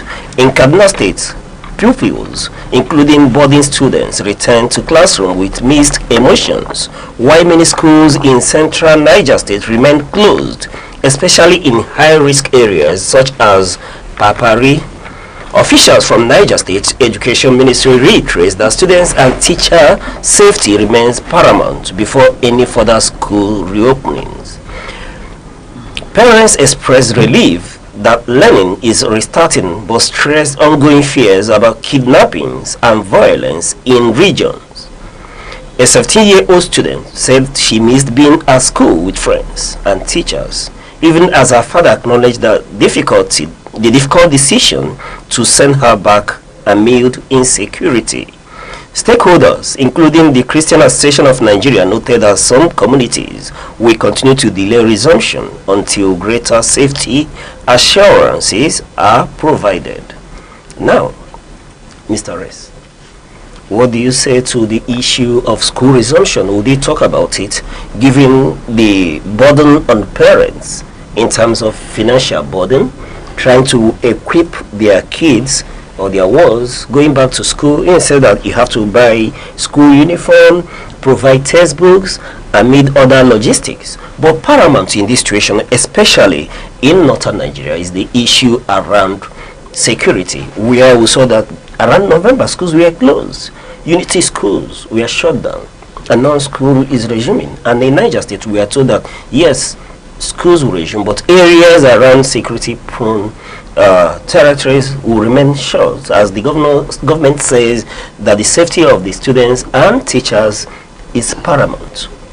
Okay, in this part of the world, the school resumed, and in this part of Nigeria, the Christian enclave, they had their Christmas, and of course the New Year celebrations. So it's always very difficult after the holiday, the New Year and Christmas holiday, where the Igbo man are naturally known to ensure that his family, celebrates both the Christmas and the New Year, and that's where you bring out some of your savings to expend. It becomes difficult for parents, especially when the school resumes, in terms of school fees, in terms of fund for other needed materials for the pupils and the students. It becomes difficult. And in the part of the north, we have security issues, and of course the security issues becomes national this time, because the schools must have to be proactive. The government has to be proactive, because you see in the north, there's many children, school children, students that have been that were abducted and taken into and the ransoms were paid. Okay, although the federal government said they brought these people freely, and whatever it is, the important thing is that non-kinetic means were used in ensuring the releases of these school children. But even up till this moment, some of the places, schools have been shut down, because government sees those places as where students are very vulnerable to attacks of bandits. Right. So the government of the day should be very mindful to ensure the security of lives and property, which is paramount, which is a primary responsibility of any government in any organized society.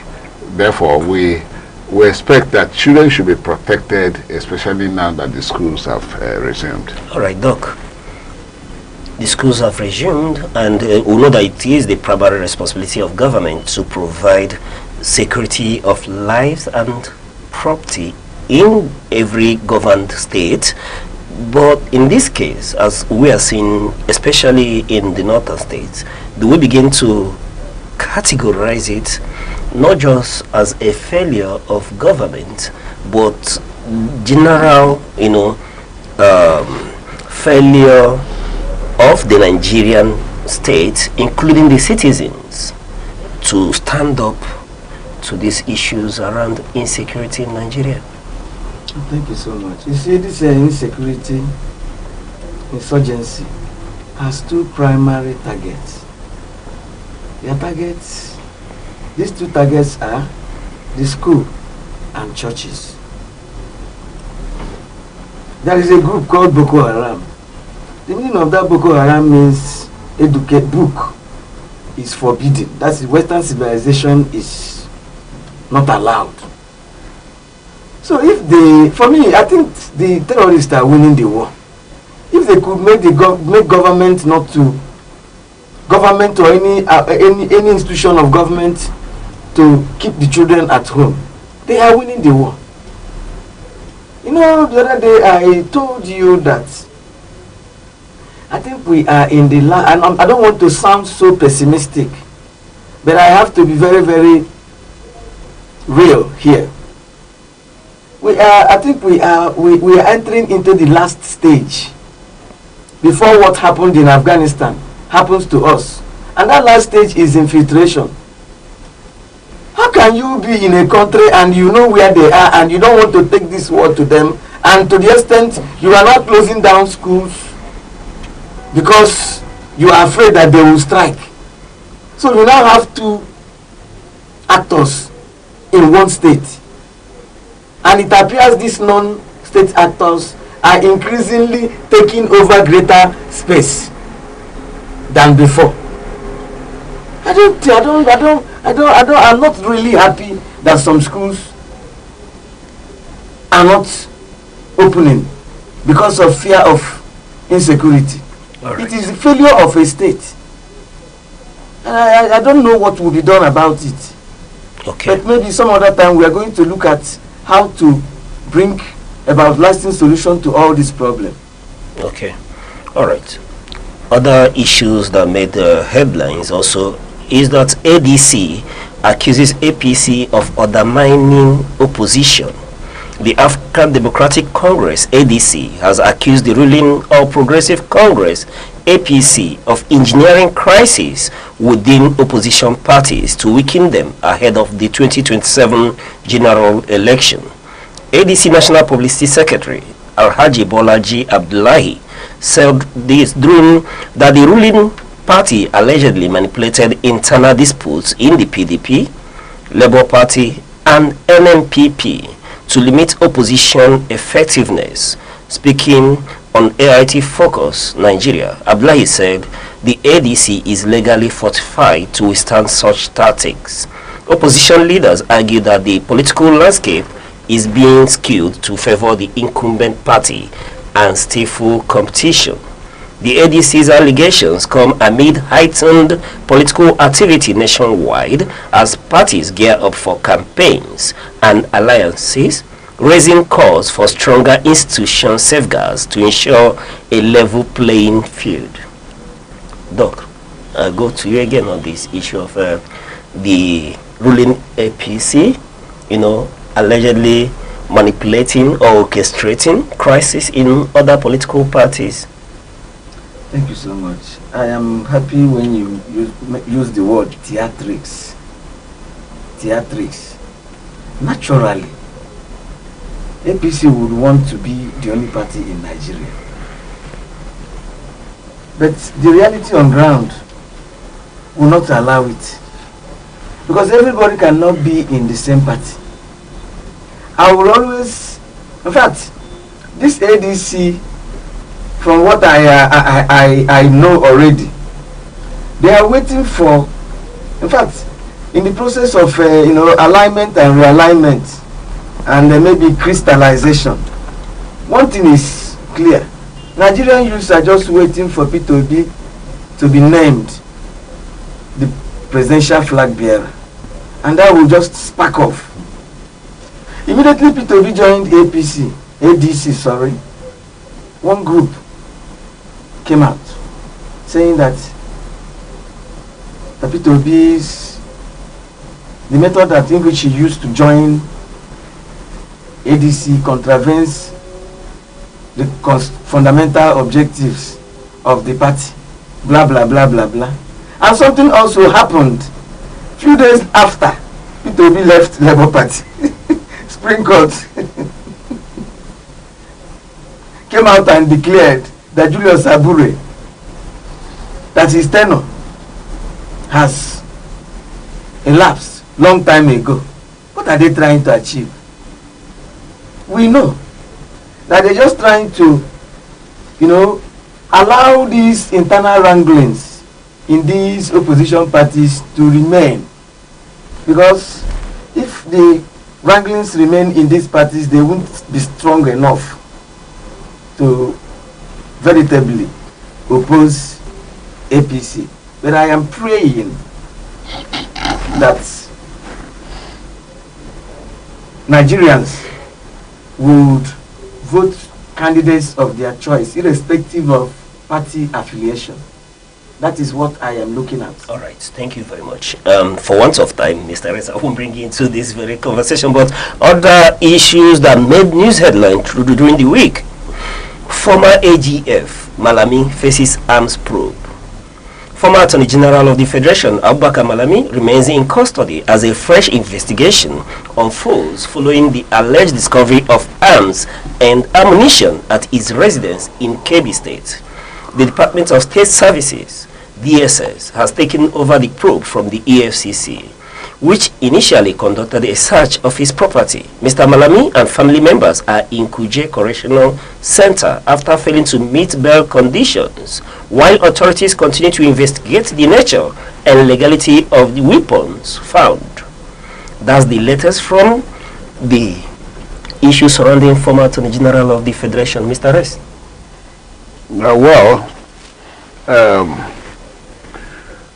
The EFCC had earlier taken the former Attorney General to court, and presently there's another issue, which means it's double trouble for him. And the former Attorney General is a lawyer. He was an Attorney General of the Federation. He doesn't belong to any of the security agencies. And then we're talking about arms found in his residence. Arms. We are not talking about one, and then they are still investigating the kind of arms. But if he has arms in his house, what is he doing with arms? He is not a soldier, he's not a policeman, he's not a member of the civil defense or any other paramilitary agency. What is he doing with that? So I think it is right. This one EFCC cannot investigate. DSS are investigating. So let them find out whatever it is. It will still, be that he will face the long arm of the law to know if he has stockpile of arms in his house and what he's doing with it, and who owns them and how he came about such arms. It is very, very clear. It's not about the DSS or the EFCC have not come out to actually begin to tell us all manner of things so as to allow the media to publish and seek for opinions and all that for a media trial, because before you know it, there will be a tag of media trial. And yes, before you know it, it said, BFCC, DSS, they have brought this man for media trial. So if arms are found in his place, especially in a situation of insecurity in Nigeria, it is grievous. All right. Thank you very much. And moving on, still on politics, formerly Nigerian People's Party, NNPP's leader, Senator Rabi Musa Kwankwaso, has denied endorsing Governor Abba Yusuf's planned defection to the All Progressive Congress, APC, dismissing earlier reports about his support, and equally making the headline today on the Weekend Trust. We'll see the major headline, Kano realignment, the winners and the losers. So I ask, who are the winners and who are the losers from this political realignment that is emerging in Kano State? Are you talking about losers and winners? Who? Yes, somebody, if the governor moves to... Somebody is the governor, and the governor has intention to begin to share interest with another political party. And of course, when we talked about godfatherism, we talked about Rabi Kwankwaso as the godfather and of course the leader of NNPP in Kano and the godfather of Governor Yusuf. And now Yusuf wants to move to APC, just like some other governors did. He wanted to move into APC with Kwankwaso. Of course, Kwankwaso said he did not endorse, and he's not moving into APC with him. But if he's moving to APC, it is he's on his own. You know, as the godfatherism thing continues, you can see that the center is no longer holding in Kano. So when you talk about who are the losers and who are the winners, of course, the masses, the development that should accrue to the people of Kano will be, impeded on, will be stopped by politicking of the big politicians. All right. Doc, let me bring you in on this. Who are the winners and the losers from this political realignment?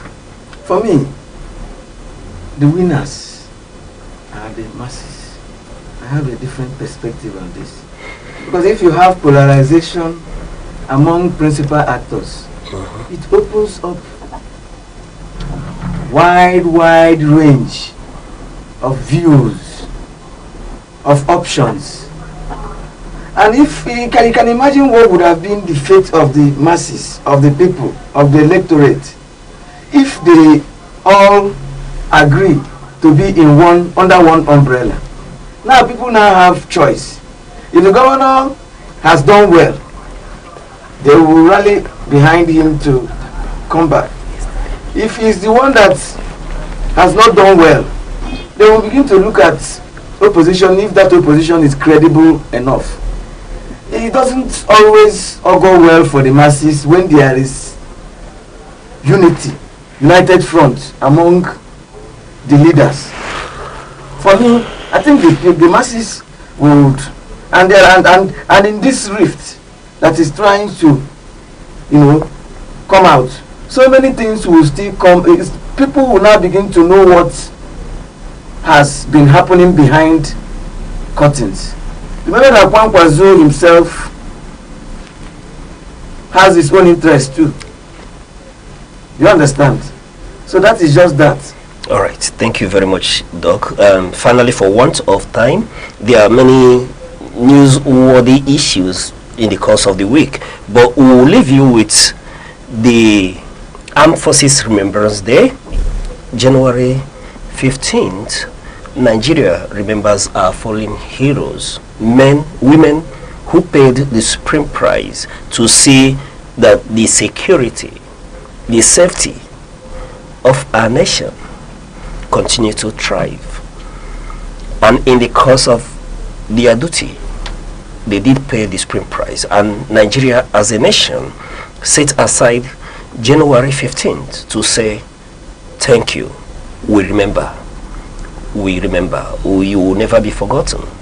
And to that, let's see the clip here in Enugu State, where the governor of Enugu State led a rout and pledged to continue to assist those left behind by these fallen heroes.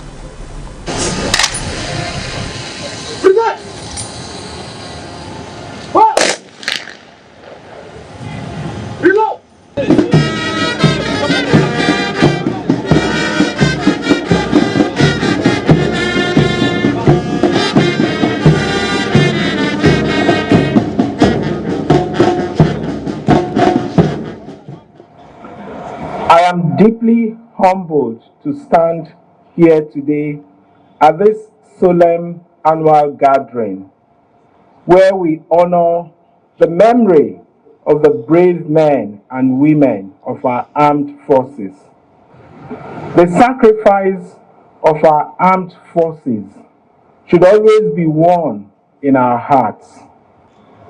They have represented Nigeria with professionalism and courage, earning respect on international missions and reinforcing our standing in the global community. As a state government, we reaffirm our commitment to supporting the armed forces and their families. This support goes beyond ceremony. It is reflected in practical care, in advocacy, and in partnership with the federal government to ensure that those who serve and those who have served are treated with respect and care.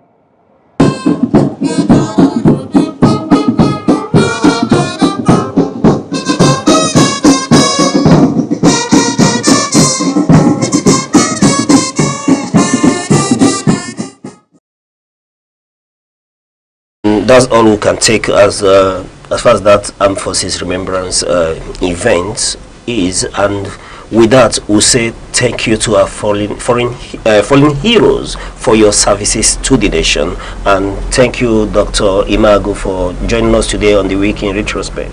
Thank you so much. And to you, Mr. Rez, it's always a pleasure to have you around. Thank you. Viewer, still come back same Saturday to enjoy the retrospect on media publications. All right, and thank you, our wonderful viewers, for always being with us on the Week in Retrospect. While we apologize for overshooting our time to our audience who are waiting for our next engagement, and to the producers, I still remain your host, Uche Osai. See you next week.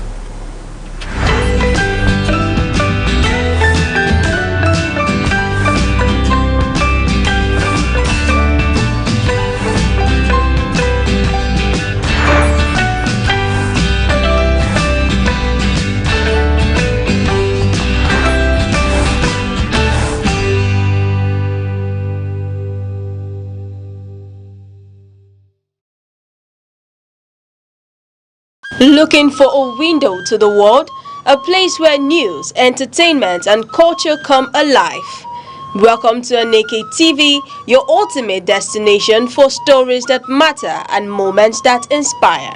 At Aneke TV, we bring you breaking news, exclusive interviews, and live events coverage, all with accuracy, integrity, and a fresh perspective. From the heart of Nigeria to the far corners of the globe, we keep you informed, entertained, and connected. Whether it's sports highlights, music and lifestyle trends, or community stories that touch lives, Aneke TV is more than just television. It's your companion in every moment. Rich, vibrant, and truly unique, our programming celebrates the diversity and energy of Nigeria while keeping you at the pulse of the world. Don't just watch TV, experience it, live it. Move with the world with Aneke TV. Follow us on all our social media platforms: Facebook, X, Instagram, TikTok, YouTube, all at Aneke TV. Because at Aneke TV, the world comes to you. Aneke TV, move with the world. As Anambra State heads to the polls today to elect a new governor, expectations are high for a peaceful, transparent, and credible election. Stakeholders from the Independent National Electoral Commission (INEC) to security agencies, political actors, and the electorate have all expressed commitment to ensuring that the process reflects the will of the people. For the Independent National Electoral Commission, the focus is on punctuality, transparency, and credibility through technology. INEC has assured that all sensitive and non-sensitive materials have been distributed across the 21 local government areas, with officials fully deployed to ensure the smooth functioning of the bimodal voter accreditation system and electronic transmission of results. The resident electoral commissioner in the state, Dr. Queen Ogwehi, has reiterated that the commission will not tolerate any compromise, adding that the collation and announcement of results will strictly follow laid-down procedures. On the part of security agencies, the Nigeria Police Force is leading a joint security operation involving the military, civil defense, and the Department of State Services. Over 25,000 personnel have been deployed across the state to maintain law and order.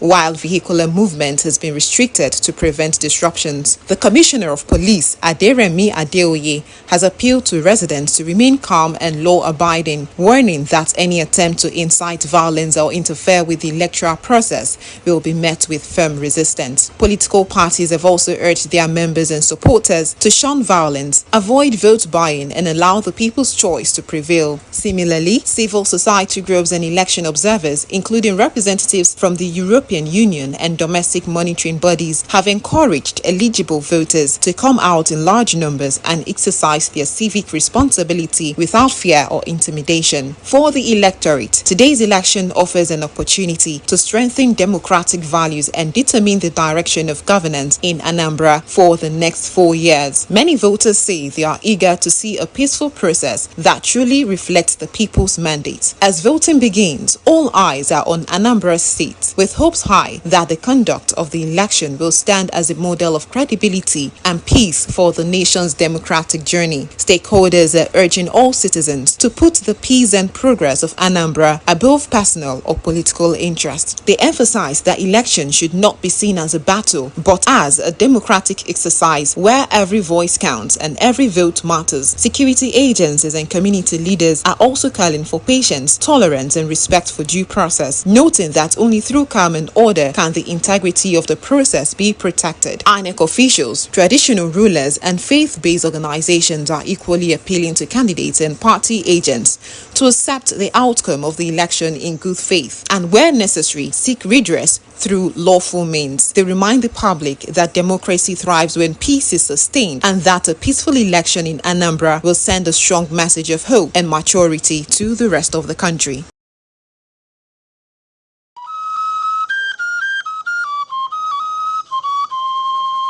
Need advert placements, coverage for events, or the latest news stories? Call 070-3043-7110 right now. Aneke TV, move with the world.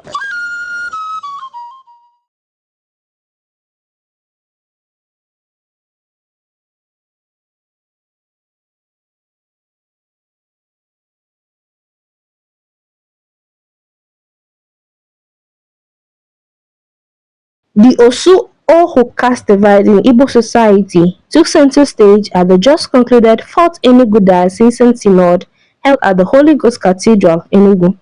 Under the theme, The Problem of Osu and Ohu in Our Communities and the Amadi Diala Linkage, Uniting God's Igbo Children, Njikozi Igbo Umuchukwu.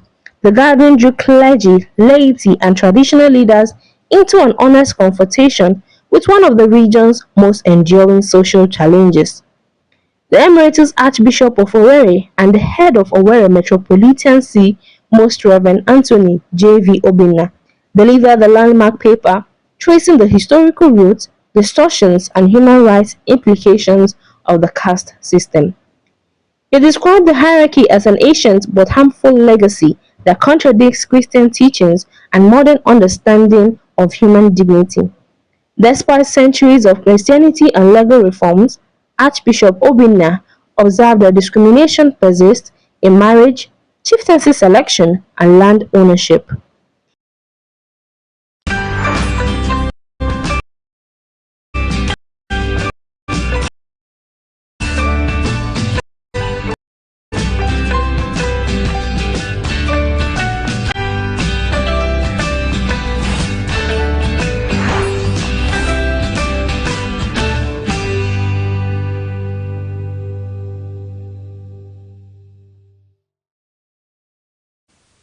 Hello there, amazing teenager. Welcome to another beautiful edition of Teens Fun Hub, coming your way at Aneke TV. Here at Teens Fun Hub is where we keep it real. We talk about things that matter very, very well to you. We make these points that you like to hear. Those little things that you discuss with your friends. We talk about them here too, just to keep you entertained. I am your host, Auntie Ongi, your favorite auntie, always here to keep you together. Now, in our today's edition, we've got a lot of exciting packages for you. starting from the discussion segment, where we'll be talking about relationship, our health segments where we talk about the health and gut health, our entertainment gist, and also the Odogu and Achalugo segment. I hope you're ready to dive in with us. Remember to follow us on our social media platforms on Instagram, Facebook, X, TikTok, and YouTube, all at Aneke TV. Stay tuned. Let's go. We'll be right back.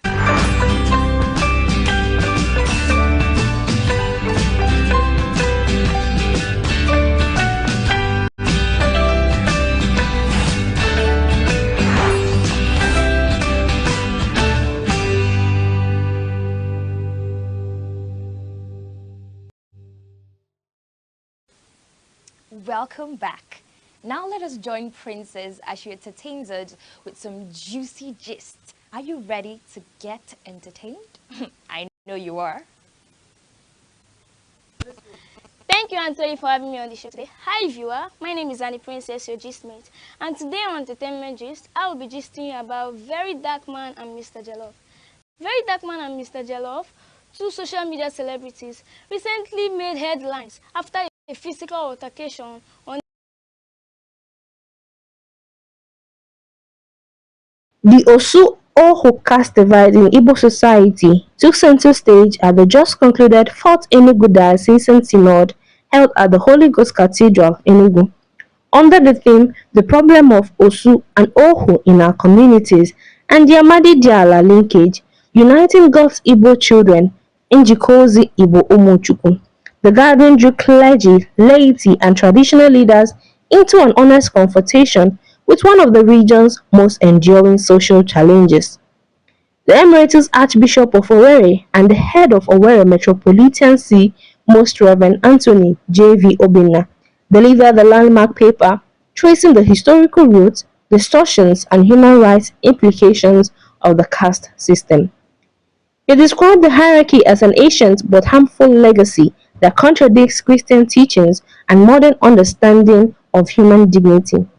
Despite centuries, the Holy Ghost Cathedral has set a blueprint for reform, inspiring communities across Igbo land to uphold dignity, unity, and equality under God.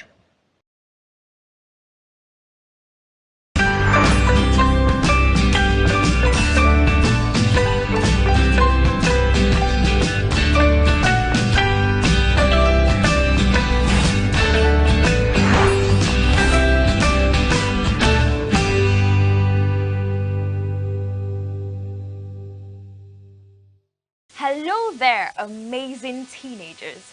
Welcome to another edition of Teens Fun Hub here on Aneke TV. At Teens Fun Hub, we talk about the things that resonate with you. Yes, the things that resonate with the teenagers.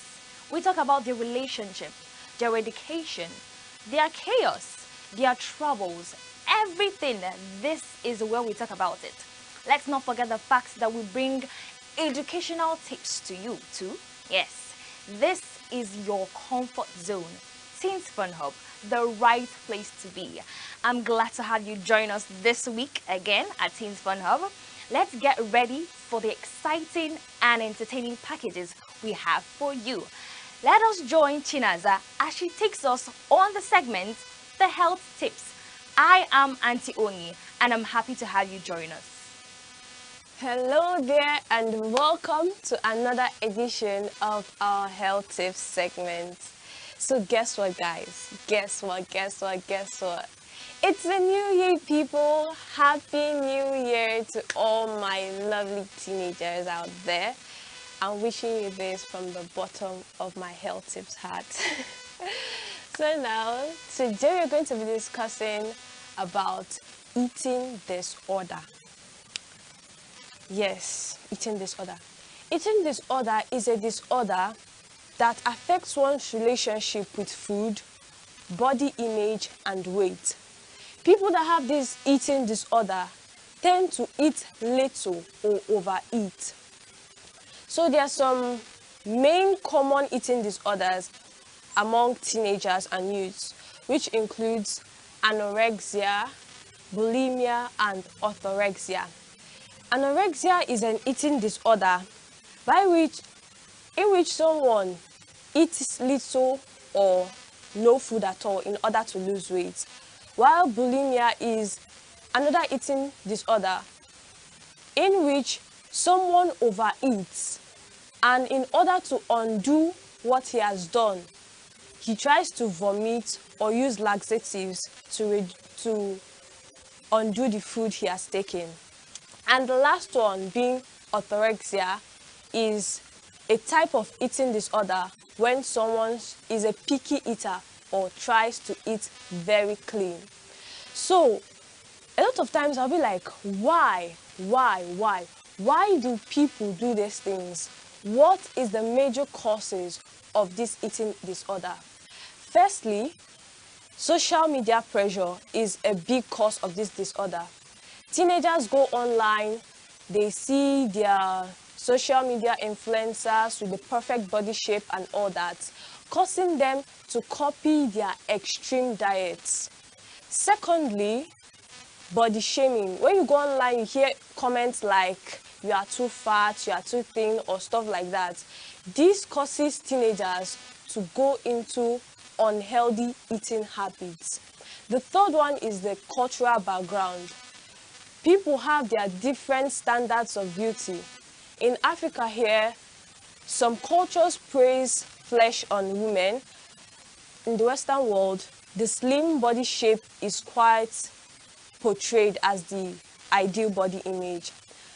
So a lot of people are torn between the African body shape and the Western body shape, causing confusion and insecurity among teenagers. And finally, mental issues. People that are depressed, people with anxiety and other mental issues tend to use food as a source of consolation. They use food as a coping method, and this is a very big eating disorder. So what shall we do? What are the solutions to these eating disorders? But before we move into that, I would like to share some signs of eating disorders. Firstly, people tend to skip meals. This is a sign of eating disorder. Using of waist trainers and other unhealthy diet products is also a sign of eating disorder, when you are trying to bring your body to a shape that is not meant to be. Now, what are the solutions to these eating disorders? Firstly, you must try to educate on body image and self-esteem. When you are able to teach your young child, your teenager, that the body he or she has is the perfect body, then I think we'll be able to stop this problem of eating disorders. You should also try as much as possible to promote healthy body image and healthy diets. So we must try as much as possible to promote our body image. Whatever body you have, you must try as much as possible to be confident in that body. You must also try to ban all these unsafe weight products. Like some people eat a lot of things to reduce their weight and to promote their body image. So we should try as much as possible to avoid unsafe weight products. And we should try also to eat healthy, because when you eat healthy, you'll be able to avoid all these eating disorders. So in conclusion, I think we should try to promote health over appearances, because when you are healthy, no matter what you look like, you are still healthy, you are still sane, you are still okay. So try as much as possible to promote your health over whatever you look like. So till I come your way next time, I am still Naza with the health tips. Bye.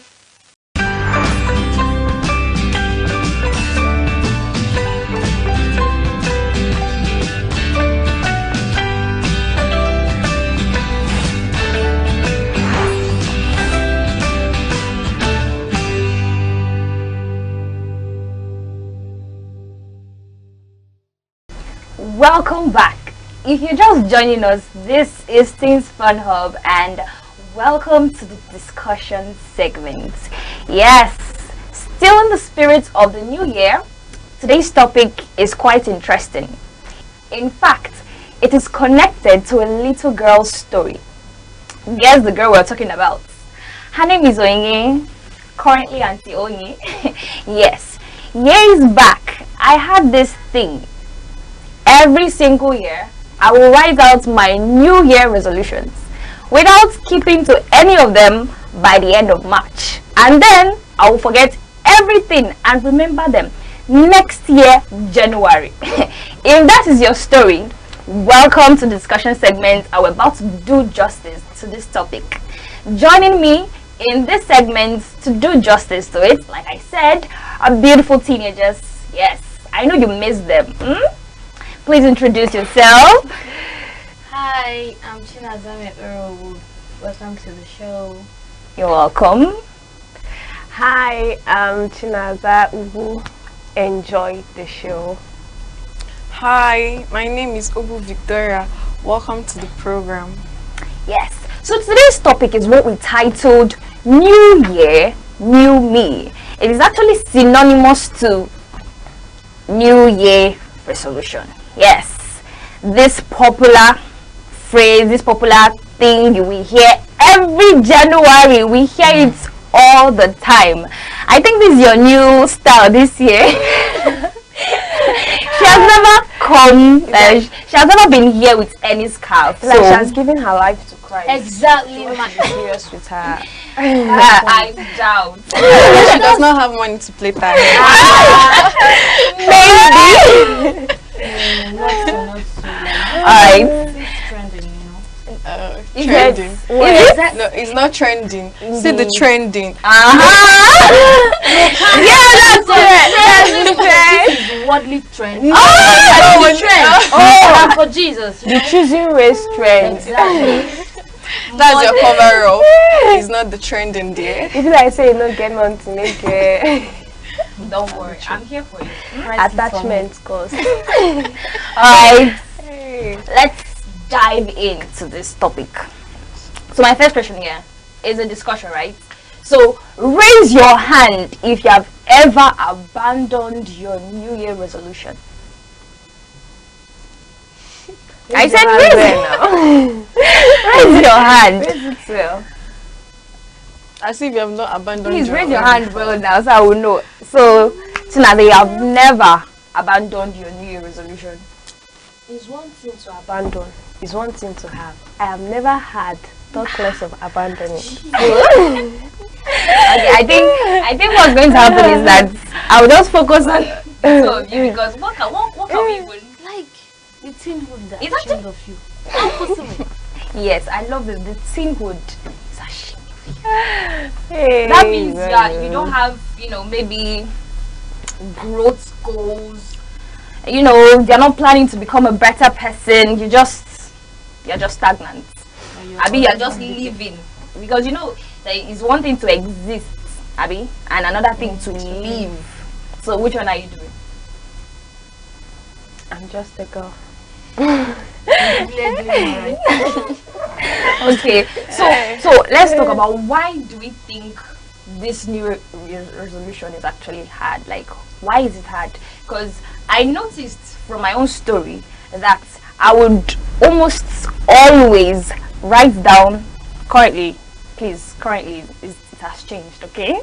So but before now I will write them down, and I noticed it's the same for most people. And then around August, I have this friend that always posts in August, the year has not finished. You still have time to do something. So why do we think it's difficult? You should talk. People that have resolution, talk. Well, it's actually like very simple.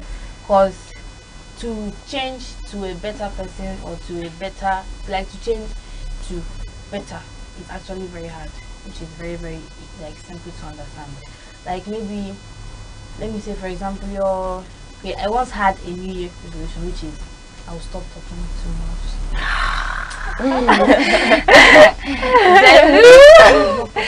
It's not. I tried though. Like let me say for 2 weeks, I kept quiet. You know what happened? How did you keep quiet? Let me tell you. I'm trying to put it together. But go ahead. No, for real, I kept quiet.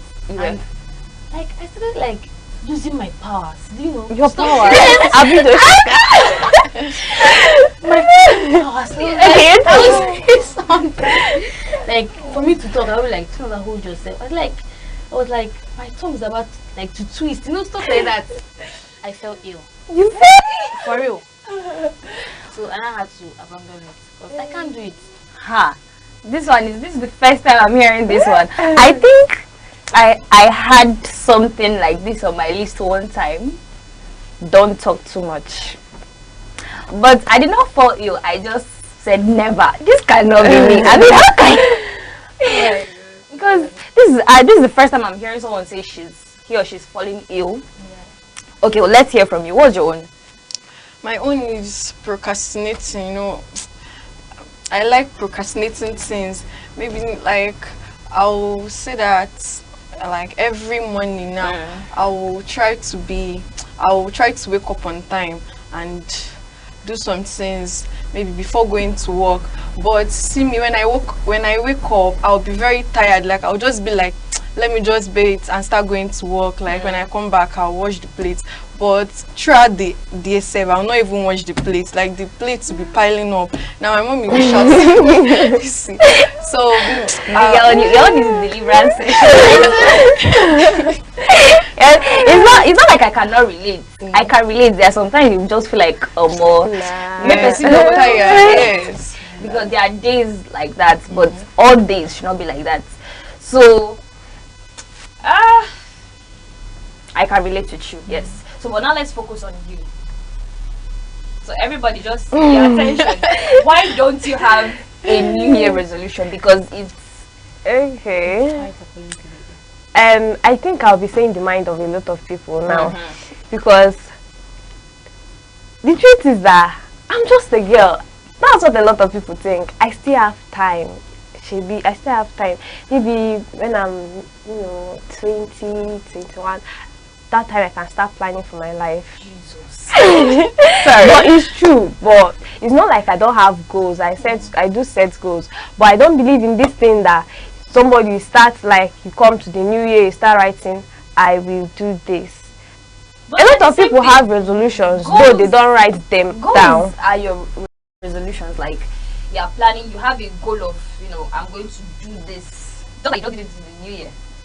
So it's kind of like the same thing. Yes, that's what I'm trying to say. It's not necessarily during the new year that you start writing down your goal. Sometimes you can forget. So that's the reason for writing it down. That's the reason for writing it down. If you look at it, you remember. But what I'm saying is that it's not necessary that it must be on that new year. That new year season starts your life afresh. But it's actually kind of necessary for you to start the new year. Like fresh things, like fresh. So you to start the new year, you need to be fresh. Stuff like that. So you're trying to say we should set our goals every time. So let me ask you, when is your own time for setting your new year's your goals? Yes. There's this saying, there's just one Telegram channel I follow. The name is Start Now. And whenever I see the name of that channel, it just brings things to me. I'll be like, so anytime I see the name of that channel, it reminds me whatever I want to do, I must start now. Like now is the right time. So that's what I just feel about this resolution thing. It's not much that it must be on the new year that you start. Yeah, you can start now. The reason for this thing is just that like a wrap up, stuff like that. Just like have you attended like go for course overnight, right? So as the new year is approaching, once it's 12 o'clock, you start shouting, like you feel like there's another presence there. But it's actually like just waking up like as normal, because just a day that just passed like normally when you wake up in the morning, but you don't feel new that time. But that course overnight, you feel new. Do you know? Okay, let's clarify this thing now. What is New Year resolution? What is it? Because from your own standpoint, it's more like you just feel like it's another goal people set for me. I've finished. So when we're now returning, if there is something we need to adjust, we now do it what we have opened. So it's like we are closing up the year, and we have checked, and we have seen, okay, this is what I want to do, this is what I want to start. I did well here. It's like, because I feel like you do not understand what New Year resolution, like we have wrapped up the former year, this new year, hallelujah. Just what I'm trying to say. At that point, she said, start now. In fact, at a point, I stopped writing New Year resolutions because I was part of the start now thing. You thought, before I had this thing in my head, I just thought that maybe every single time you have to like check yourself, right? Check yourself. But for the New Year part, it's like at the end of the year, check yourself. Do you understand what I'm trying to say? Yeah. It's quite necessary because it helps you to mark your growth, to know whether you're making progress. So talk about why we think okay, let's talk about your most difficult resolution. So you have goals, right? Not New Year resolutions. So what has been the most difficult one you have ever encountered?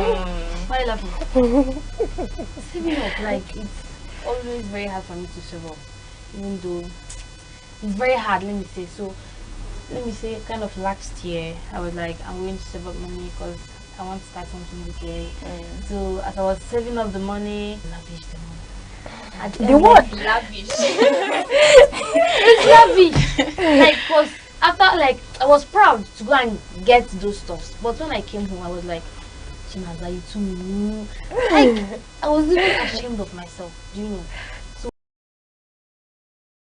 there's something I can do. Ask me what I bought.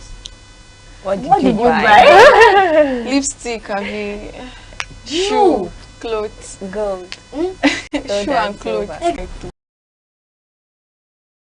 And is that what? It's very hard. That's when the main sleep comes. And that is an attack. Walk, like you overwork yourself very well that day. I think you have been there before. Exactly. Exactly. Just overwork yourself that day. So, like, so are we going to say that the force of the universe is what keeps us from achieving our goals? No. Force of nature. Yes. Okay. That's it. Just nature. Like, it's actually like very hard for someone to wake up that time, because even but have you heard of this, that it's actually like that time that the evil force manipulates, right? Like that's when they go about. So it's actually like kind of sacrifice. So it's very hard for someone to wake up by that time and start praying. Even if you want to pray, they'll send their agents of sleep to come and be funny, you know, stuff like that. They'll do what their AC, like AC. You are try it. Hey, no. It will be, you know, at its peak, so it's going to be difficult. And my simple advice is, if you want to pray in the night, how do they say this in Igbo? Waraka Cheraha. Cheraka. You know, I'm praying. I'm praying. They will come with their agents, like I'm finding you, know, stuff like that. What the news never seen at night? Like I told you, this is an attack. I can be awake like from 12 to 3. And be chatting with people. And then when it's not chat with your heavenly father, they will come. And you think it's not, I said it's what? An attack. Because what I knew that this is an attack is sometimes when you're even praying in the day, you it's an attack. So it's not just at night. Exactly. Even like normal, like sometimes maybe, okay, let me say, maybe like sometimes by that 12, I'm like, I'll not be feeling sleepy. And my mom, I'll go and compare to my mom. She'll be like, try now. I'll be like, oh, rather too. But say, okay, say the Holy Rosary. Yeah. What you are doing with the second you are not feeling sleepy. You're not feeling sleepy, and then you say, let's read your Bible. Immediately you read like what? Sleep. Hey. Well, for this, so Charaka and Wara, because they will come. Will the sleep come? It will come. And so, but wait, if you were, how are you going to put them on? Okay. That's the place for them. So I had a pastor a very, great man of God, say something like those days when he used to struggle with sleep, he would just go and stand near the staircase. Yes. Stand near the staircase. So if the sleep comes, he will fall and injure. So by the time his mind will not say, bro, you go follow. He will not. So it's like a battle, right? Spirituality is more like a battle. So you have to cheraka. I maintain the cheraka oraha. You must. So far, that's what it's supposed to be. It's so far. So the washing plate is your hardest goal. Like I said, she needs deliverance. No, because it's your ticket. No, I need support. Like I need someone that will. Who do you want to support you? The firstborn. Now. They did not write it that it's a must that is the last born. The firstborn will come and wash, or the second born. It's not must that is the last born now. It's not must. Typically, what the last born is. Okay, because the last born. They are always complaining. Last born. Okay. They are always complaining. Take your right. It is your right. They used to complain when they take you out on a daily basis. When they spoil you, you will not complain. No, that one is two together. You cannot do it. I think I support you. Story. Sorry, Auntie. Say you want to support her. No. Last boys are not lazy. We are not lazy. The only time that you guys like now start being responsible is actually when everyone has left. It's now only you and your parents. Yes, that's when now it's kind of. Initially, we are not lazy. You guys are very lazy. No, we are not lazy. No, let's listen to her. Initially, you were not. let's hear it. It's not lazy. It's what? It's pathway. But I think the sweetest thing about being a last born is that you can get things through them. You know that? Okay. What is that one thing you were victorious? Yeah, like last year I was like, last year I lost appetite. So I was like,